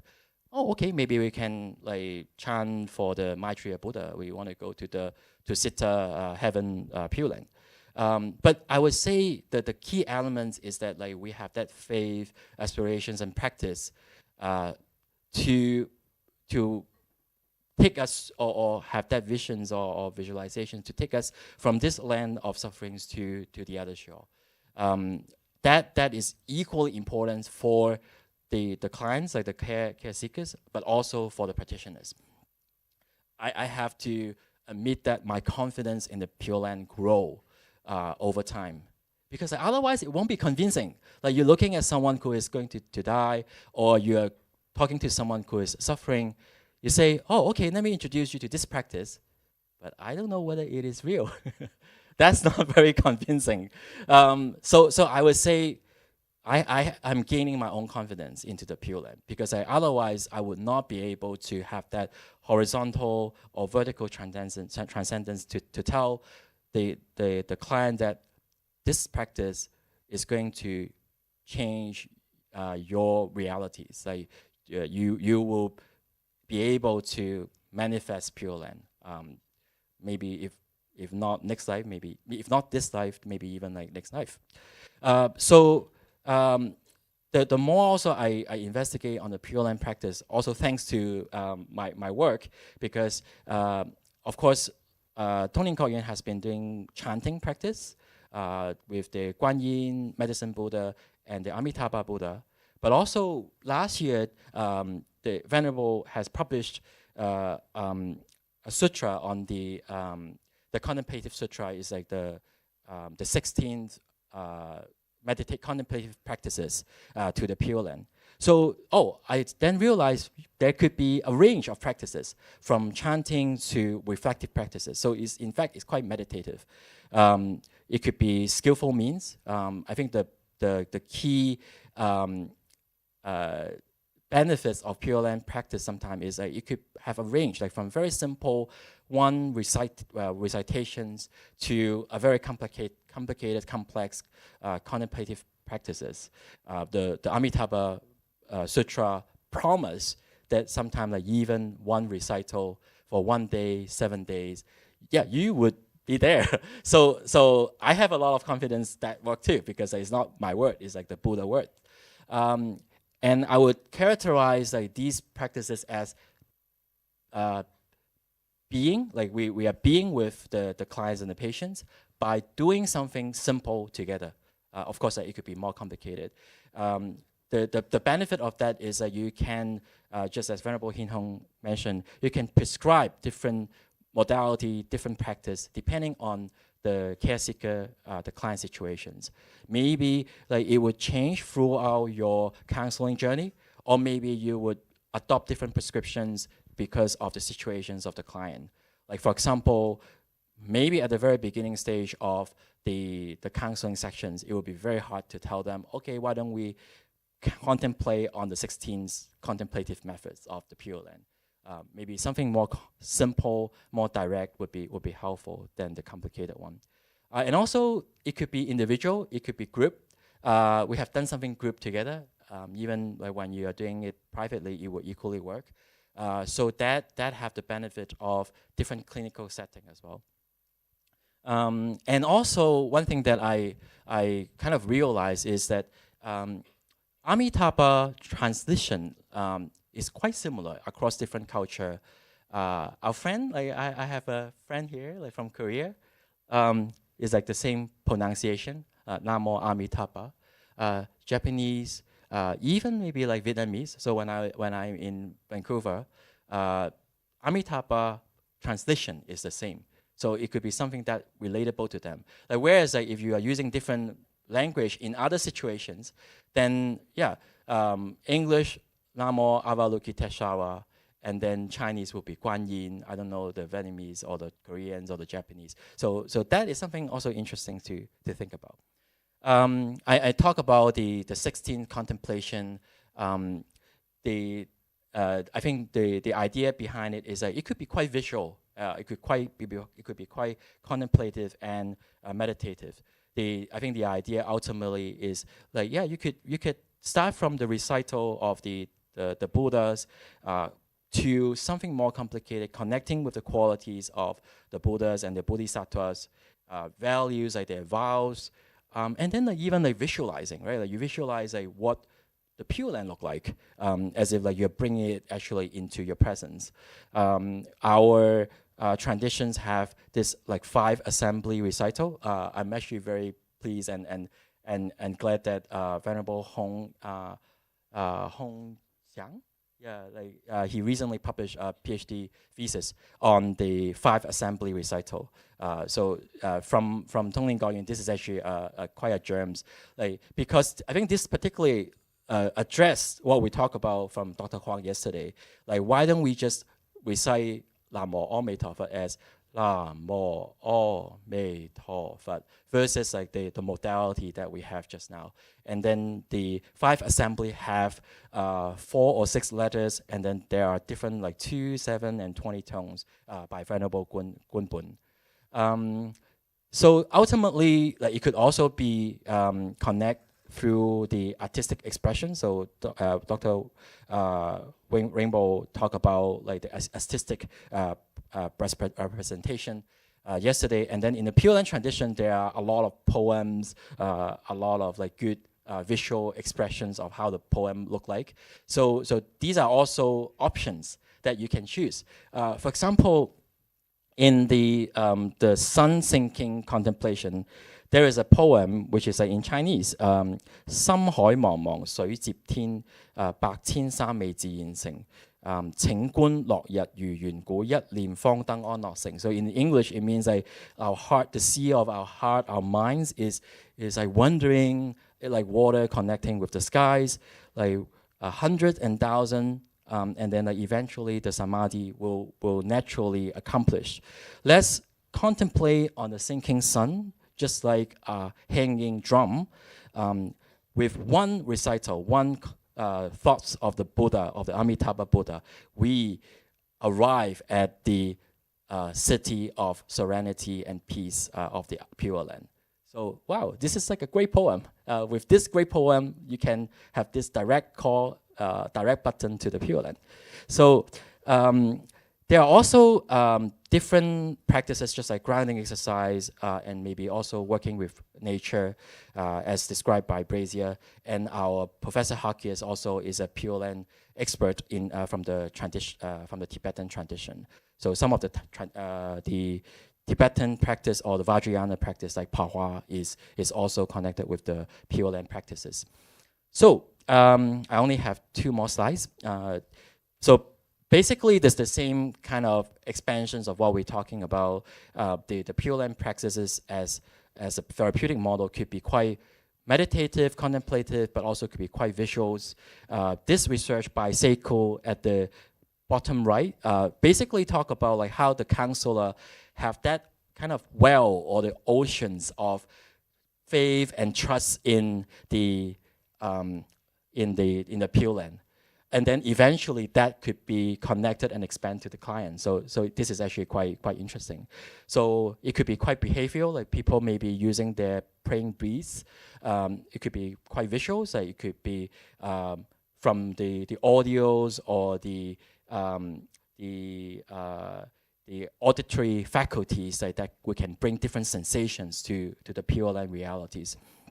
So that is a gateway to change the coping from the situations, the sufferings that they're experiencing to the Pure Land. Like you look at this drawing is the whole manifestations of the Pure Land And then the left one is actually the lotus that you will be reborn. And the practice by Guanbun is that you have to count the petals on the lotus flowers so that you have achieved that simulations of both meditative and also the connections with the Pure Land Buddha.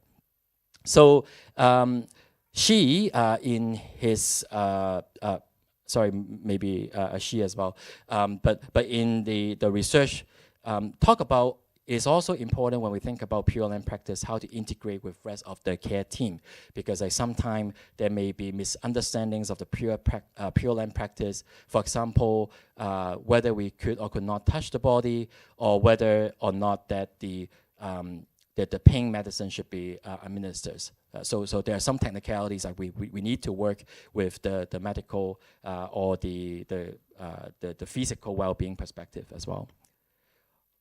Okay, so this is my final slides and also maybe my wish list as well, because when I was reflecting on all these discussions and practices from empirical, clinical perspectives, there are a lot of questions that I have. Some of them are actually addressed today, yesterday, but maybe there are also a lot of room for research. For example, how does Pure Land practice should be adjusted or tailor-made to different cognitive or attentive capacities? For example, some of the clients, they may not be very comfortable or they may not be sort of suitable for the narrative therapy or the cognitive therapy, whether the Pure Land practice would be something supportive to them. And then yesterday we talked about the tonalities. So if I chant in a monotone versus if I chant in changing tonalities, what does it mean to the transcendence that we can bring forth, or the different brain waves that we talk about. And when we are thinking about chanting, particular for those who are in need, there are a lot of technicalities involved, right? For example, if it is a scheduled counseling session, then it will be a lot more straightforward. But you think about how to bring a group of chanting people to chant together, that is quite challenging. I wonder whether with the current state of technology, we can do a lot more.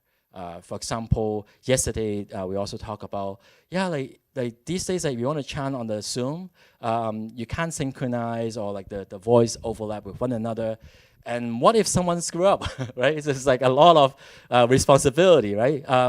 So how to achieve, I feel like today we did a really good job, how to achieve that kind of horizontal transcendency so that we can bring forth some support to those in need. I was wondering, maybe artificial intelligence or some of the technology can allow us to do something real time. Just imagine, for example, right now, if you need some chanting support, there is an online real-time group who are chanting, that could give you support anytime, anywhere you're in the world. So that is my wish list. And also, virtual reality can do a lot, right? Imagine if we can have a good virtual reality to tell you or kind of illustrate to you what's the Pure Land look like. I think that would support the meditative or the contemplative experiences. Right now, there are a lot of gamifications and investment and money spent on games. Maybe we can have a gamifications on the 16 contemplation. So if you manage to do your sun sinking meditations, then you can move on to the next stage. Eventually, you may be able to see the Buddha, have that kind of really good contemplations of how the Avalokiteshvara and how the Amitabha would look like. There are definitely limited research right now, as Venerable Hin Hong mentioned, with huge potential. How do we measure the benefit or the challenges of the Pure Land practices? And what is the impact of the facilitators or the leaders of the chanting? Or is it just kind of cognitive? How does it affect us somatically? How our body change when we are going through these Pure Land practices? And I'm showing this because this is actually very Asian technology, but have been still using right now, the chanting box. So yeah, what does it mean, right? Like if I have a pre-recorded chanting on a chanting box, how does it different from the live, like the real person chanting? Maybe like if you hear a chanting from Venerable Fati or Venerable Hin Hong, how is it different from something led by me, right? So we need to kind of think about it. All right, so that's all I have. I think I'm kind of on time. I don't know how much time I have for Q&A. Yeah, so thank you very much.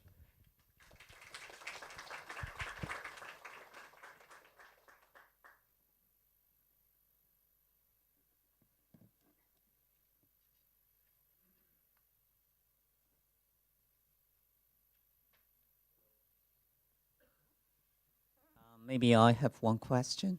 Is that talking about the group chanting and even in the virtual reality, so do you think it's possible in the future that we may kind of establish a virtual TAM so that people from everywhere, even globally, they can like join together as Dr.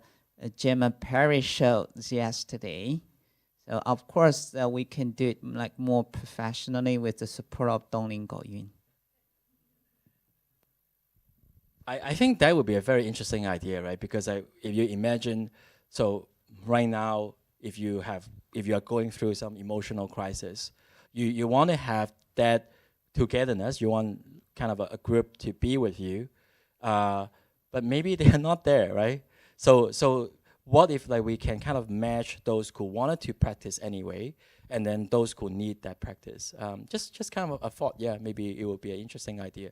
Or maybe it is just something that pre-recorded online. Like, what does it mean, right? Like, if we can have access to something pre-recorded online, would it be equally effective? So there could be some kind of research ideas to tell us, oh, okay, whether it would have an impact. Because there are definitely pros and cons for real time. The real time benefit is that you can operate it across the globe, across time zone.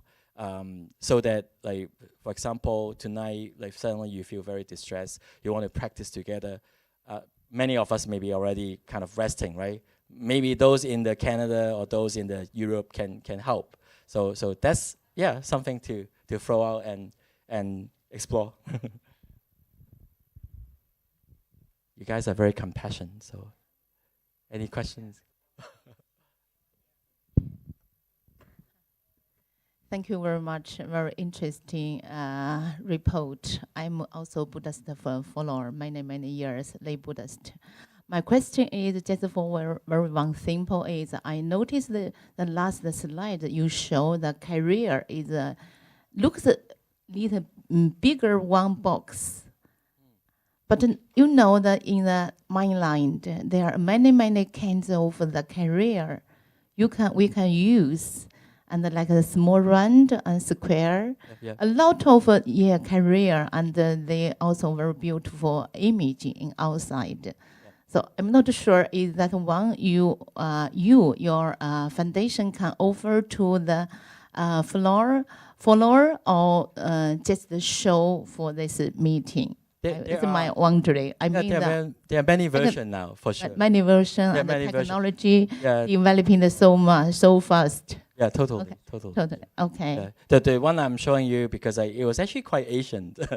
Many of you may have seen it's an older version, yes. And kind of distributed by the Faking Lao Tong Chu back then, so it's more well known at the time. But now there are so many different versions.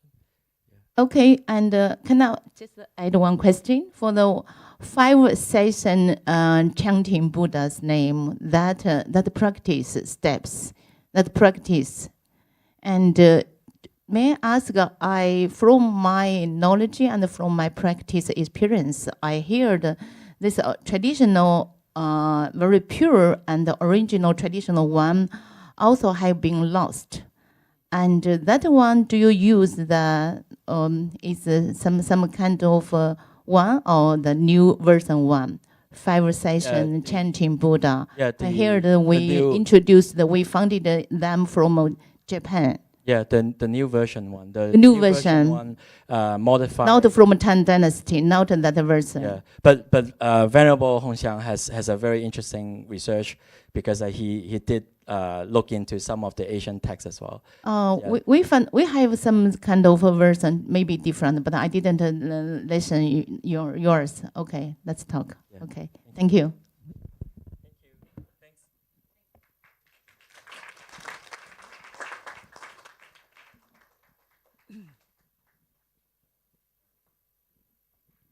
So thank you, Dr. for your wonderful talk. Our next speaker will be Dr. Lee King Jung George, our most welcomed Buddhism counselor and actually clinical psychologist as well. So George is a senior lecturer and the program chair of the Master of Buddhism Counseling at the University of Hong Kong, with dual doctor degrees in clinical psychologist and Buddhism studies.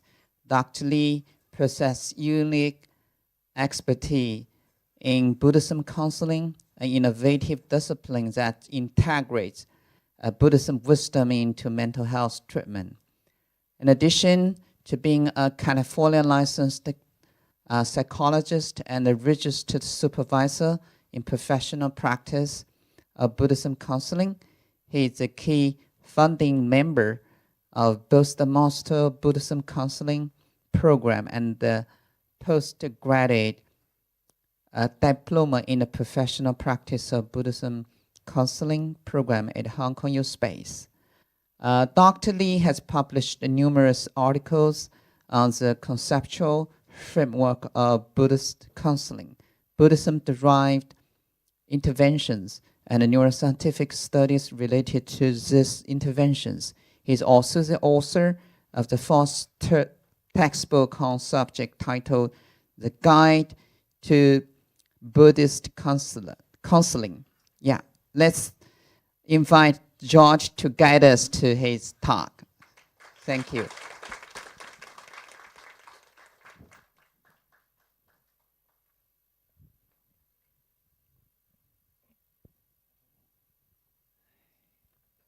I would like to start by something a little different. Om Mani Padme Hum, Om Mani Padme Hum, Om Mani Padme Hum, Om Mani Padme Hum, Om Mani Padme Hum, Om Mani Padme Hum. This is a chanting that actually my mother taught me when I was 20 years old. What happened was that, and when I was 20, I had a breakup.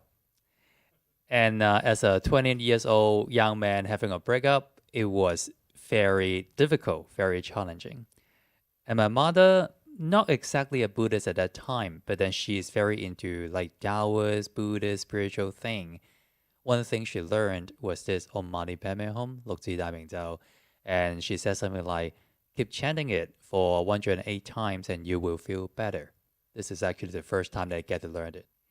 And the presentation today from Venerable Hin Hong and Dr. reminded me of that memory. And one very important thing that reminded me of is not just the chanting, but then the warmth and the love from my mother who wished me well. So today my topic is to talk about virtual Buddhist counseling, no choose, and how AI is connected. And I think the first thing and the most important thing I want to bring out today is one thing that I think no matter how technology develop, that cannot replace is our hearts, our connection with other people. And I think this is the most important part in any kind of counseling, including Buddhist counseling. So this is what we will do today. In the next 30-something minutes, I will talk about my model of Buddhist counseling with some references to what can AI do and what can't AI do, and hopefully I can entertain some questions. So those are some of my background. So the most important thing that is that I think, or like many of you who know me knows that I come from a clinical psychology background. But after meeting Venerable Hin Hong and learning Buddhism, I realized that clinical psychology is very good, but then it's not deep enough to bring about transformation in many situations. So that's why the main thing of my work, and hopefully for the rest of this life, is to be able to integrate Buddhism and psychology. Because psychology has a very skillful contemporary way in communicating with people, in talking to people, while Buddhism has very supreme wisdom. If we combine the two, I think it will be a very powerful way to help us alleviate suffering in this very difficult time. So a little bit of the background. So Buddhist counseling, what it is, right? There are many different definitions. My definition is a little bit complicated. I think the whole process is a holistic counseling model, but the most important thing is the cultivation of mind. Supposedly, a good counselor, good therapist, and good psychologist, anytime when we talk to a client, have a dialogue, ask a question, reflect something, or point out something to the person's awareness, all of that should associate with how we help people cultivate their mind according to Buddhism. Though mind cultivation is a huge thing in Buddhism, right? Many of us have heard about like Waisek mind consciousness schools, or even in early Buddhism. It's mainly about how we cultivate our mind. But what does it mean? Like when we cultivate our mind, it means to bring something more advanced, more transformative. But there is certain kind of goal.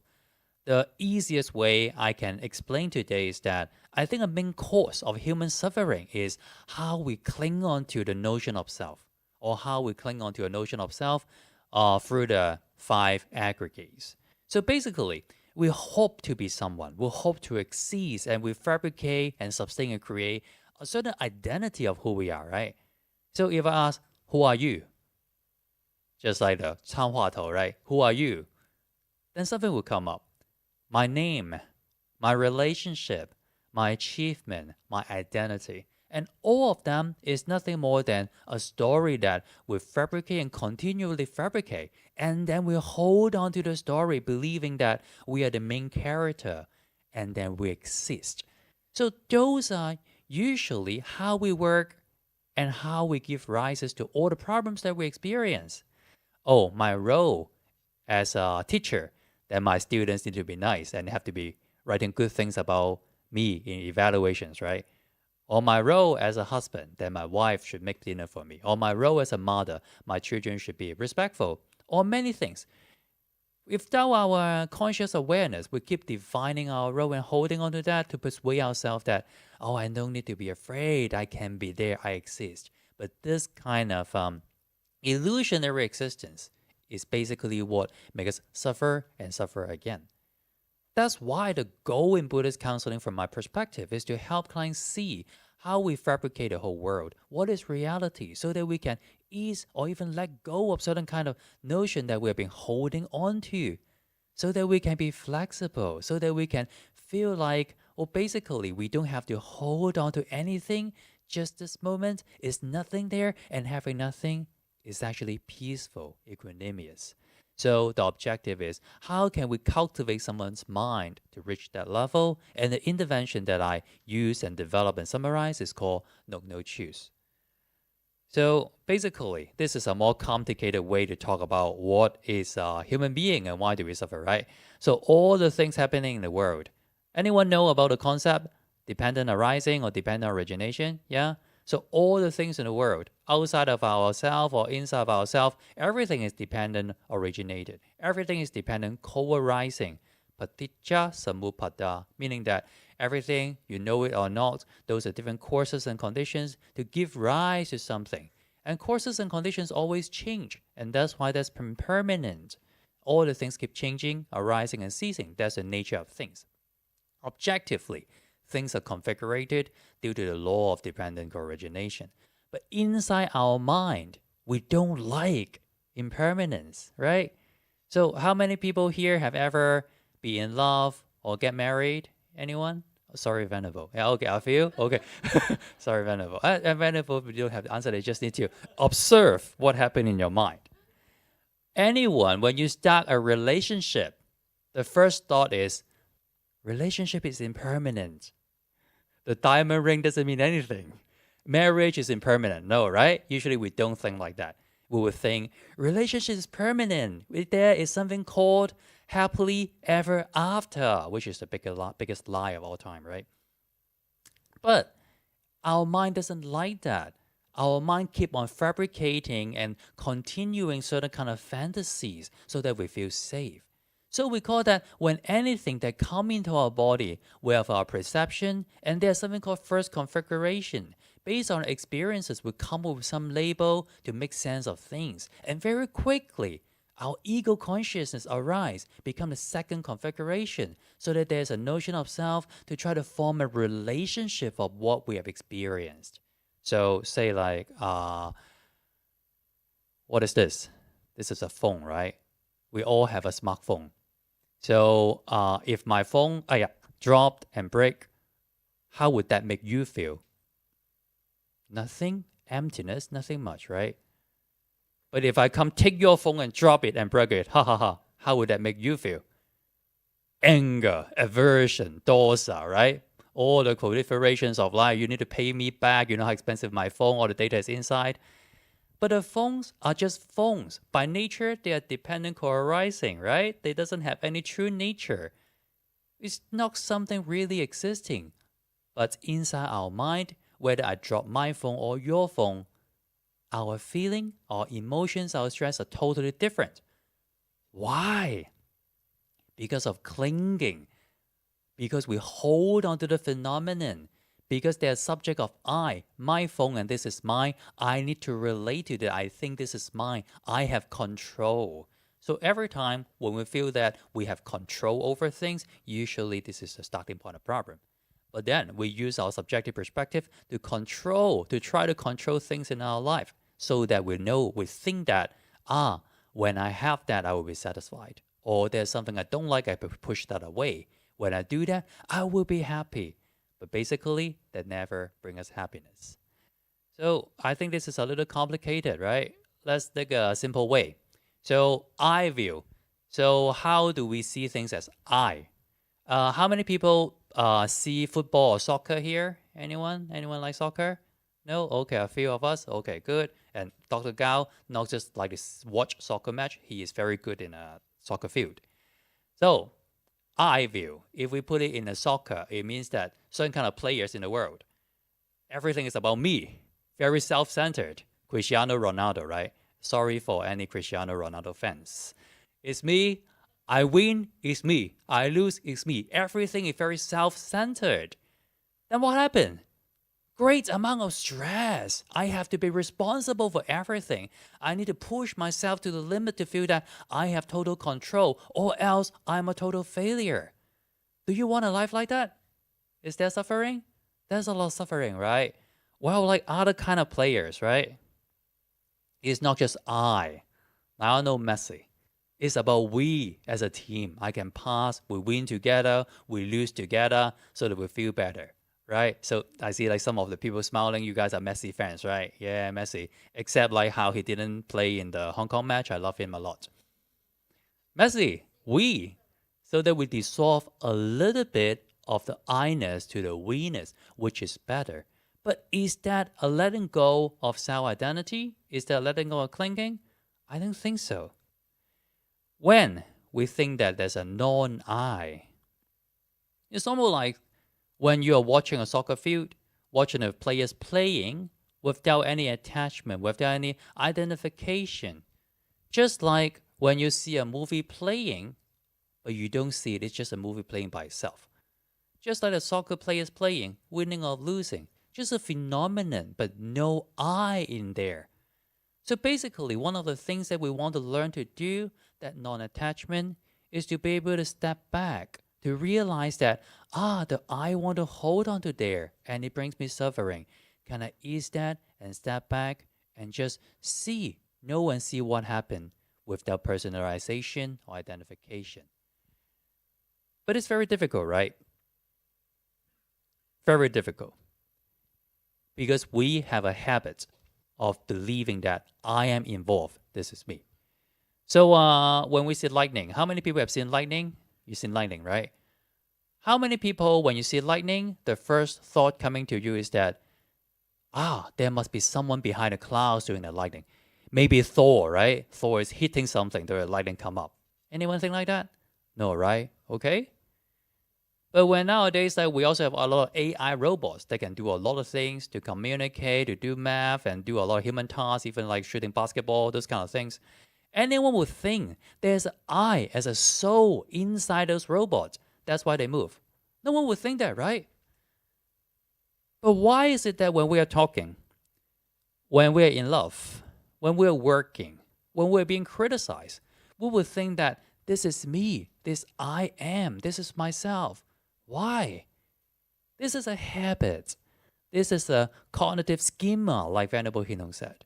We have been forming and feeding this cognitive schema for a very long time. That's why we believe that everything has to do with me and I.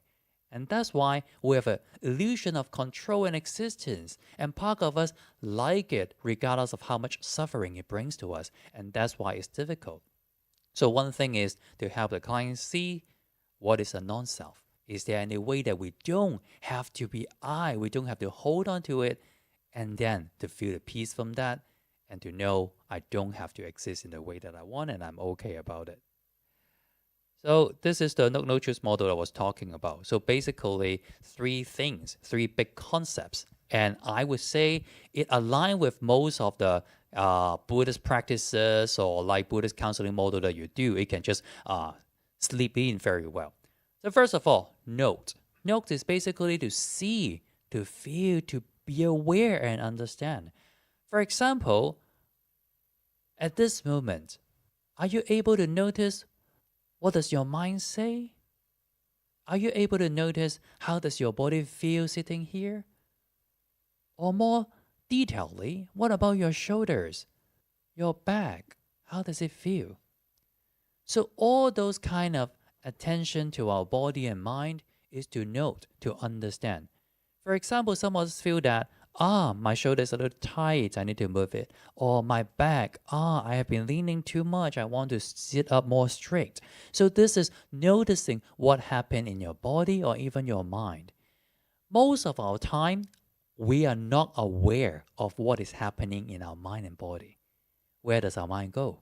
In all those fantasies, in the past and future. So coming back so-called to this moment, present moment, is raising our awareness of what is going on at this very moment. So for example, if you don't believe me, how many of you is breathing now? Okay. How many of you have been noticing your breath in the last 2 hours? Okay, a few. Very good, very good. How many of you is having a heartbeat? Yeah, okay. Thought about you're a doctor, right? If someone doesn't have a heartbeat, you need to do things, okay? How many of you have been aware of your heartbeat in the last 2 hours? Oh, very good. So most of us are not. But we are experiencing a lot of things, having a lot of phenomena that we are not aware of. And many times we are not aware of how our strong thoughts, emotions arise, and we hold on to that to bring us suffering. So noting is to help people raise awareness of body and mind. And many times, like Venerable Hinong's Dharma therapy, spiritual oasis, or any kind of meditation, is to help them foster the capacity to be aware. But when we are aware, another thing is to know. Know it like noting is to see. Knowing is to see through. Knowing is to turn towards. What are our fetters? What are our clinging? How do we construct the self-notion? And sometimes, more importantly, what are our yearning and craving? For all the things we do, what do we actually want? So many times that we are so good in lying to ourselves, right? I'm doing this donation, I'm helping these people because I'm a compassionate person. But all those kind of thoughts sometimes is actually just to feed our self-notion. I want to feel superior, I want to be good. Sometimes we're not hearing a deeper voice of how we actually are like and who we want to become. The first step about counseling, and sometimes the final step that I see in many clients, is cultivating certain kind of self-compassion, unconditional self-love. So many times that we're so harsh to ourselves, just like being a counselor, the clients that we see. In many situations, the turning point in counseling is actually to have the client start cultivating self-compassion. It sounds very difficult. But one thing very easy is that just to help them love themselves the way that they love their most important person in life is actually a key turning point. So many times that we don't know that our resistance to ourselves, our hatred to ourselves is actually a key cause of problem. To know that this is how we do, to know that when I need more kindness, I can benefit from my own kindness is a huge turning point. And after that, choosing with the realization, with a more stronger capacity in mind, how can we choose to live everyday life? Choose is action. Action is karma. Every time you think about something, you talk about something, behaviorally choosing to do something, you're generating certain kind of habit. So when you choose to be kind to people, you're cultivating your mind and your behavior to a more kind person. And next time when something come up, it's just like what Dr. talked about. It's a training of like, Abhidhamma or like Avalokiteshvara. This is the first thing when I come up when I'm fear. First thing when I come up when I'm stressed. When it becomes readily accessible in your mind, then it will be a first reaction for you to other people. That's changing your karma internally and externally the karma ripening. So many things that I do is to follow that model, to do this 3 phase again and again to help with my clients. But today, of course, it's not just that. We are mixing in AI, right? The first thing I want to ask you is, okay, those are the models, those are my work in Buddhist counseling, those are my research of translating what we did in neuroscience and other research into a counseling room. But can AI replace us? Is there something that AI cannot do? What do you think? Anything that you think AI cannot do? No, nothing, right? Cannot be a Buddha. AI cannot be a Buddha, right? Okay, any other things? Huh?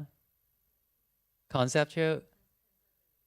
Oh, I see. Consciousness. AI, does it have consciousness? Dr. Gao was having a conversation about that with me. Does AI consciousness? But in a counseling role, do you think AI can replace human? For example, Venerable Hin Hong, we take always talk and counseling work and make an AI Venerable Hin Hong. Would it still work? Dr. Gao already talked to me about this project, okay? I'm not lying, okay?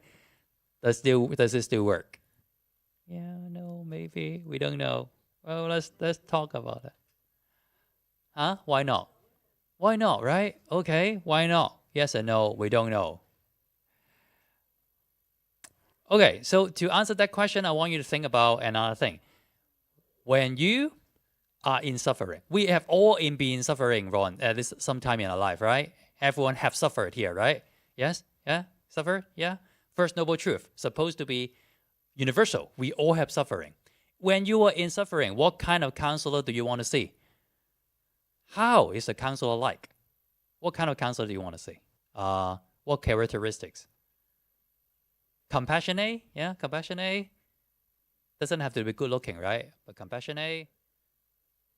Any other qualities?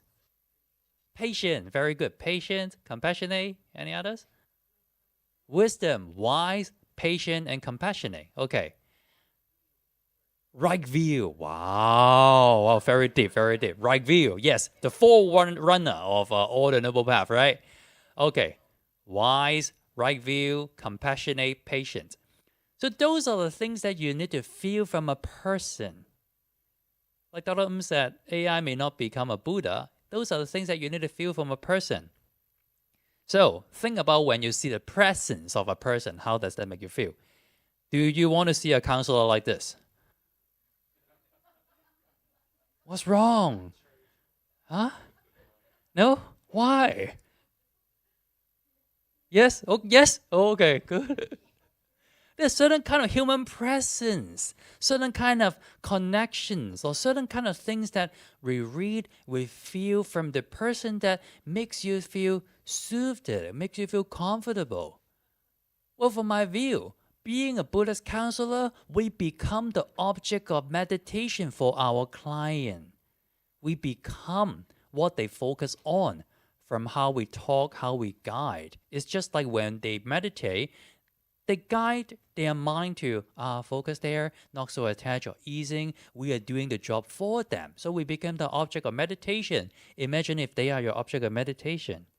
Or you would prefer to see counselors like this. Much better, right? Much better, much better. So just like the example that I gave at the very beginning, like my mother teaching me to chant Hum Mani Padme Hum, it's not just the words itself, it's not just the content, but the emotional feeling, the cognitive schema of compassion.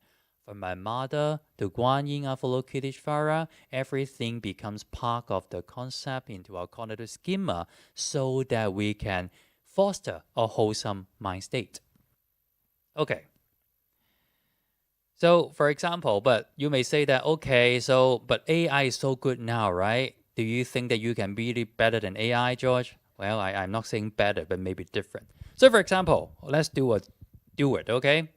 There's a 32 years old Chinese female client saying that my boyfriend just broke up with me, but I still miss him a lot. It's heartbreaking, but I don't know how to let go of him. Not the most difficult situation, but pretty common for many people, many clients that go for this situation, okay? So nowadays, do you know that we have many AI therapists, many AI chatbots, right? You don't have to go out, you don't need to pay people, you don't need to go to any place. You just need to download an app, sometimes I give some information, type your problem, and then there will be a conversation. So let's see what would the AI say. Okay, AI therapist. I'm so sorry to hear that. It's totally normal to feel that way, especially when you've invested so much of yourself in the relationship. It's like your heart is still attached to him even though the relationship ended. Can you tell more about what's making it so hard for you to let go? Is it the memories you shared, the way he made you feel, or something else entirely? For example, do you find yourself constantly thinking about him or checking social media to see what's up to him? So what do you think about this response? Huh? Oh, okay, not bad, right? Not bad, right? Not bad. Not too bad, right? To be honest, like a regular counselor like me would say something like that too sometimes. So the content itself, AI is able to do a big data to collect what considered to be good responses and put it together to give it to a client. That's not a problem. And in fact, it may help some people too, right? At least if I'm lonely, I don't know what to do, having some responses, it makes me feel a little better. But what can a real counselor do? AI cannot do yet. Might be one thing is clinical judgment. So for example, if I see a client like that, what things might I do? The first thing is I will give you a psychologist answer to everything. It depends. Well, when we don't know something or we know something, it's always it depends. Because sometimes clinical judgment is not something so easy to talk about how do I make a decision at that moment. Maybe when AI advances, it may work, but for me, there can be many things. Or maybe I can sense a deep sadness radiating from you just by sitting next to you. It must be incredibly painful for you. Those are the responses that I have to be connected to the person, at least online or in person, to sense the sadness by reading the facial expressions, listening to the voice, and having my heart also visualize a similar thing and be there for the person to give a response like that. I may ask questions, I may wait, I may do some psychoeducation. Maybe part of the pain come from blaming yourself for not being able to let go. Sometimes deeper the wound, the more patience and kindness are needed. So something like that. There may be many different responses. Of course, it's so easy for AI to learn the possible responses.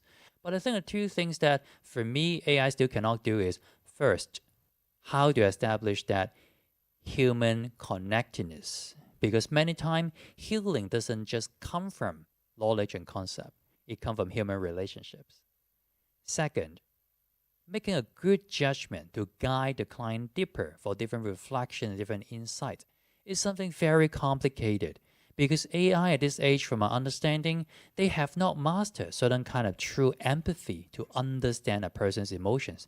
They can act like it, but for them, it may not mean that much. But to us, it means the whole world. So those are the things that I think AI may not be able to do. Truly empathize with a human emotions. And imagine if you sit facing a robot and a person, usually a person being with you may not be able to say much. Somehow that accompany, that not abandoning you, that willingness to be with you in a difficult time is precious already.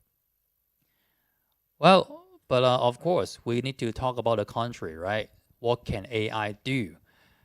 Have you any thought about in counseling, psychotherapy, what can AI do already? Well, let me ask you. Can AI assist counselors in daily practice? Easy and we'll start with. How many say yes? How many say no? No, okay. Oh, thank you. Like teachers like a variety of answer, right? So that we don't have to give A to everyone. The answer is yes. Basically, in daily practices, especially in the United States and many other countries, AI have been doing work like scheduling for client, doing client records, or even doing some simple screening. Like AI can help you do certain kind of screening, let the therapist know how the mental health symptoms are like, and maybe triaging the different level of services. So there are many things that AI can do already. Very good. Easy to imagine, right? Many of us do AI for our work daily. Oh, this one is more difficult. How accurate is AI in diagnosing mental health disorders? 1, 70%, 2, 80%, 3, 90%, finally 95%. How many of you say 1, 70? Okay. 2, 80. 3, 90. Okay. D, 95. Okay. Final answer? Final answer 1, 2, 3, go. Actually, 89% of accuracy in diagnosing mental health disorder.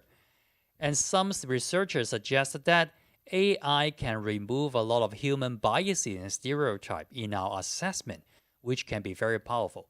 So just by diagnosing, if we have a good AI tool, it may be as good or sometimes better than clinicians or practitioners. Very impressive. Finally, can AI provide mental health treatment alone? No, yes, but just an assistant, or yes. How many people say no, AI cannot do that alone, level? Okay, 2, 3. Very good. Usually, in any multiple choice questions, all the instructors and professors will give the answer to something that looks like real but not exactly real to be the answer. So B is always the answer. In fact, there are new research, not too new, like in the past 5, 6 years, research have been showing that some AI can actually develop to do some treatment solely on their own. And some cases, some researchers also suggest that maybe they are better than a human-led treatment in some of the disorders. Of course, mental health disorders, huge complexity, a lot of different things. What they are usually doing are just for depression and anxiety, mainly measuring some symptoms reduction. Okay? So it may work in some situations. And another thing that, like gradual exposure. How many people are afraid of spider here? No? Oh, that's good. Okay, oh, thank you. When I was in when I was in my first graduate degree in the University of Southern California, I was trying to get more research experience. And then I just trying to find some lab to join. I joined the lab of spider phobia treatment. So what we need to do is we use real spider, ultimately put on the person's head, and they need to report their subjective unit of suffering level is less than a 4, like out of 10, okay? So exposure is a repeated exposure. You keep doing again. You are very afraid, and then they're like, okay, yeah, just do it like that again, and again. The problem is not about the experiments. The problem is that all experimenter have to go through that experience so that I have my spider on my head, on my hand, and all that. But nowadays, with AI and virtual reality, you can just wear that and feel the spider on you. So those are some new advancements and much safer, because like many times the phobia is not about spiders, right? It can be about like cars or like tall buildings, all those kind of different things. So AI can do pretty well in certain kind of particular disorders already.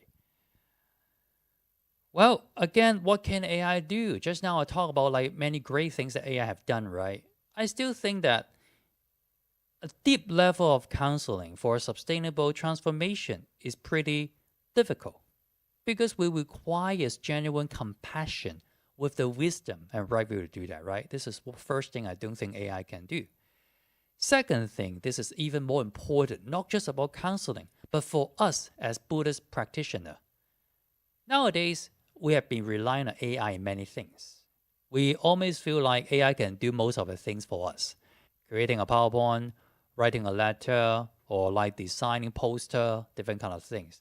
Music composition, or like more advanced thing AI can do. But cultivation is one thing that AI can never do for us. Cultivation, our own practice of the mind, cultivation of mind, is a precious thing that we can only do for ourselves. And AI, at most, can only be a facilitator. So that's why I argue the mind cultivation, AI cannot do it alone for our clients. We have to do it for ourselves and also be an effective guide for our client for any kind of spiritual pursuit or mind transformation. Okay, finally, let me introduce a little bit of the model to you and to talk about what might I think AI can help. The first thing, like I said, noting, is sustaining and refining attention to cultivate capacity for awareness. So usually when we see clients at the beginning, we help them to develop a certain kind of meditation practices. They need to be committed to that. Like Venerable Hino said, you need practice to make improvement or even perfection. So usually we help our clients to focus on like body, breath, or brain. Like brain is a skillful term to talk about mind. But then through being aware of them, attaining certain kind of balance, then their mind can actually settle down and be less attached to all those kind of thoughts, all those kind of emotions that have been haunting them. And something that we are not aware of is it's comparatively easy to feel that our body can relax. This is tight, this is relaxed, right? But our mind, it actually can become tight and relaxed. Can you ever tell how hard are you in holding on to a thought versus letting a thought go? There are different ways that we hold on to a thought or thinking. It can be fast, it can be slow, it can be tight, it can be easing. A lot of times when we help clients to cultivate the mindfulness is to help them be aware of, this thinking, I use a lot of thought, I use a lot of force to it. Now I'm relaxing my mind, now it's letting go, and now I'm just observing it without holding on to that. So those are the things that I think is difficult for AI to teach us what to do. Those are the things that we need to work with our client to look at their verbal and nonverbal reactions to let them know and feel, this is tightness, this is untight, this is ease, this is the 3 poisons, this is 5 hindrances. Those are some of the things that we need to work closely, be observant ourselves, have a cultivation experiences in our mind so that we can see that of our client. So noting to foster that concentration or that balanced attention to things, those are the things that we need our own practice to guide people to do. And those are the skills that are useful. No, I won't go through all of them. The reason I'm showing here is that I'm trying to prepare for my next book, 64 Techniques in Buddhist Counseling. 64 is because my student is a Taoist and he says 64 is a good number. But I only come up with 53, so I'm thinking about what to do. Maybe I'll cut it to 50 or try to get 11 more. Another thing is, after our mind becomes tranquilized, becomes stable, our mind becomes more clear. I can observe without holding on to concepts. Then what do I observe? So knowing is, in every moment when we are suffering, can we come back to a certain kind of objective stance so that we can see clearly what things are actually causing our suffering externally and internally? And this is a diagram that I created based on the 12 factors of dependent origination plus some psychological concept. So basically, we all have a tanha, a craving. We want something, we want to exist. And then with that energy, we hold on to certain things, concepts, body, views, to form our identity. When the identity is solidified, our ego consciousness keep eating onto that and feel like this is I. We have a lot of expectations on different things, on ourselves, on other people, on our partners, on relationships. And reality will never disappoint you by always disappoint you. Reality will always will not disappoint you by always disappointing you, right? Have anyone here have ever been disappointed by reality? Yes, right? So, whenever the reality does not fit with your clinging notion of self, it arises with suffering, dukkha. So dukkha in another way is a discrepancy between what happened and what you want. And usually this is not the worst.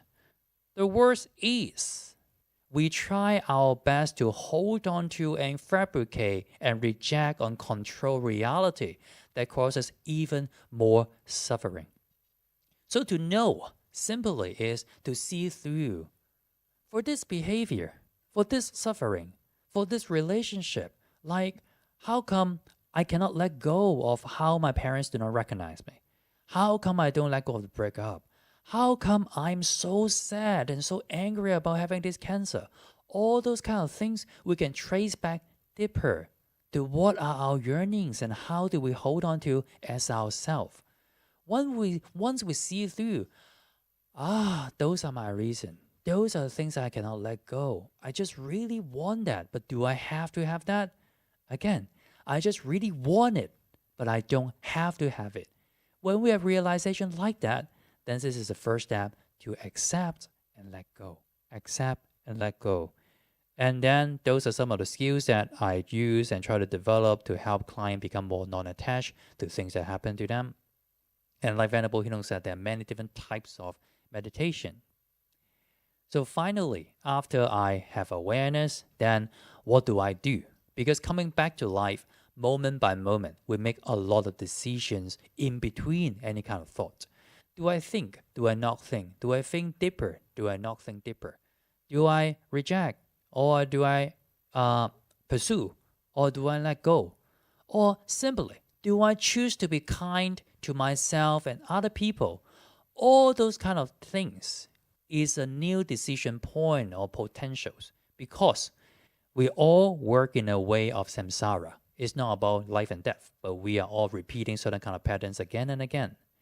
And every time when we do something like that, we are feeding the existence of I.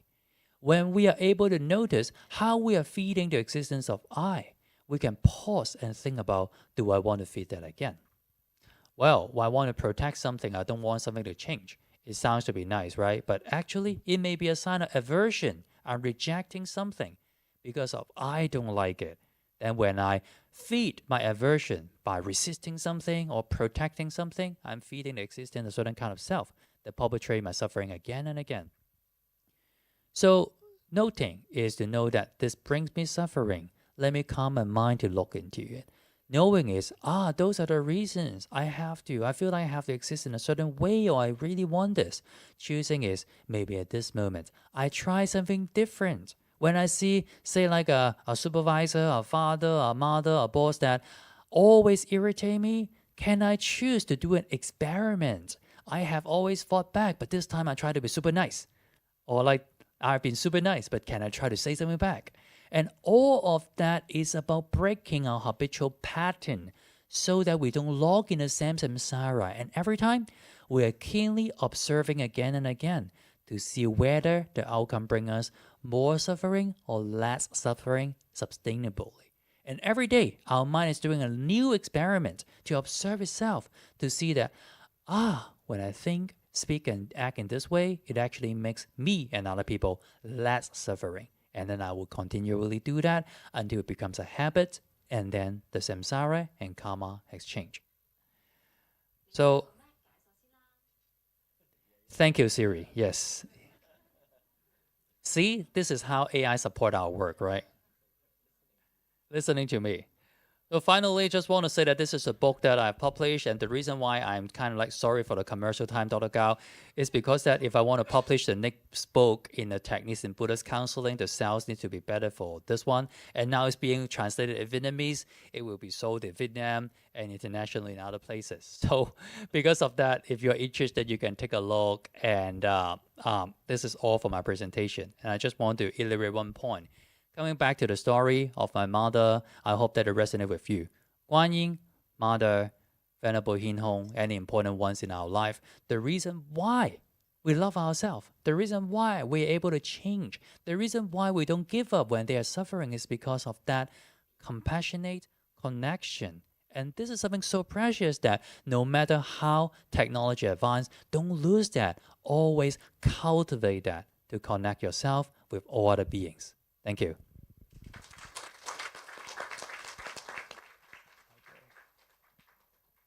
Is there any question?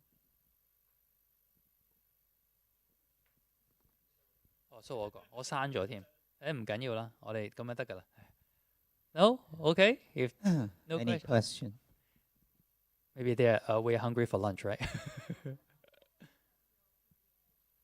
Yes. Can Amy can help us send to any participants who are interested. Okay. Venerable 恒慈 yeah. 恒慈法師 hello.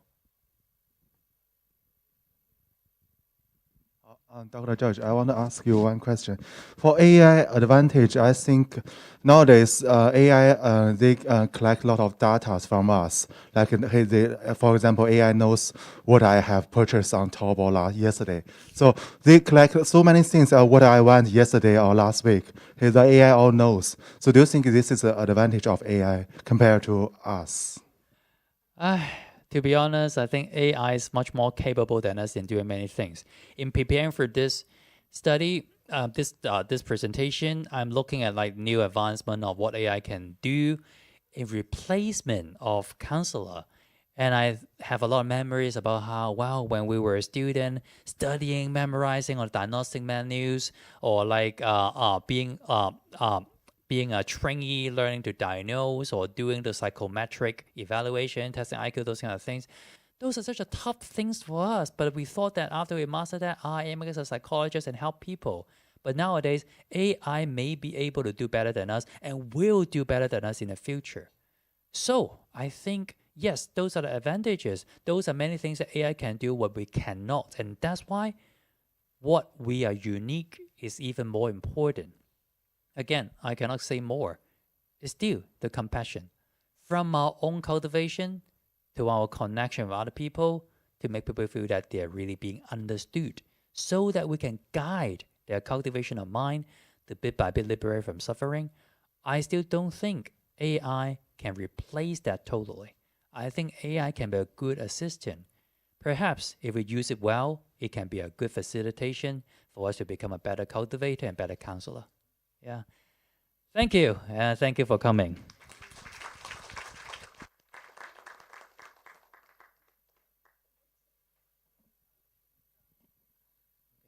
So we're coming back at 2 p.m. Thank you.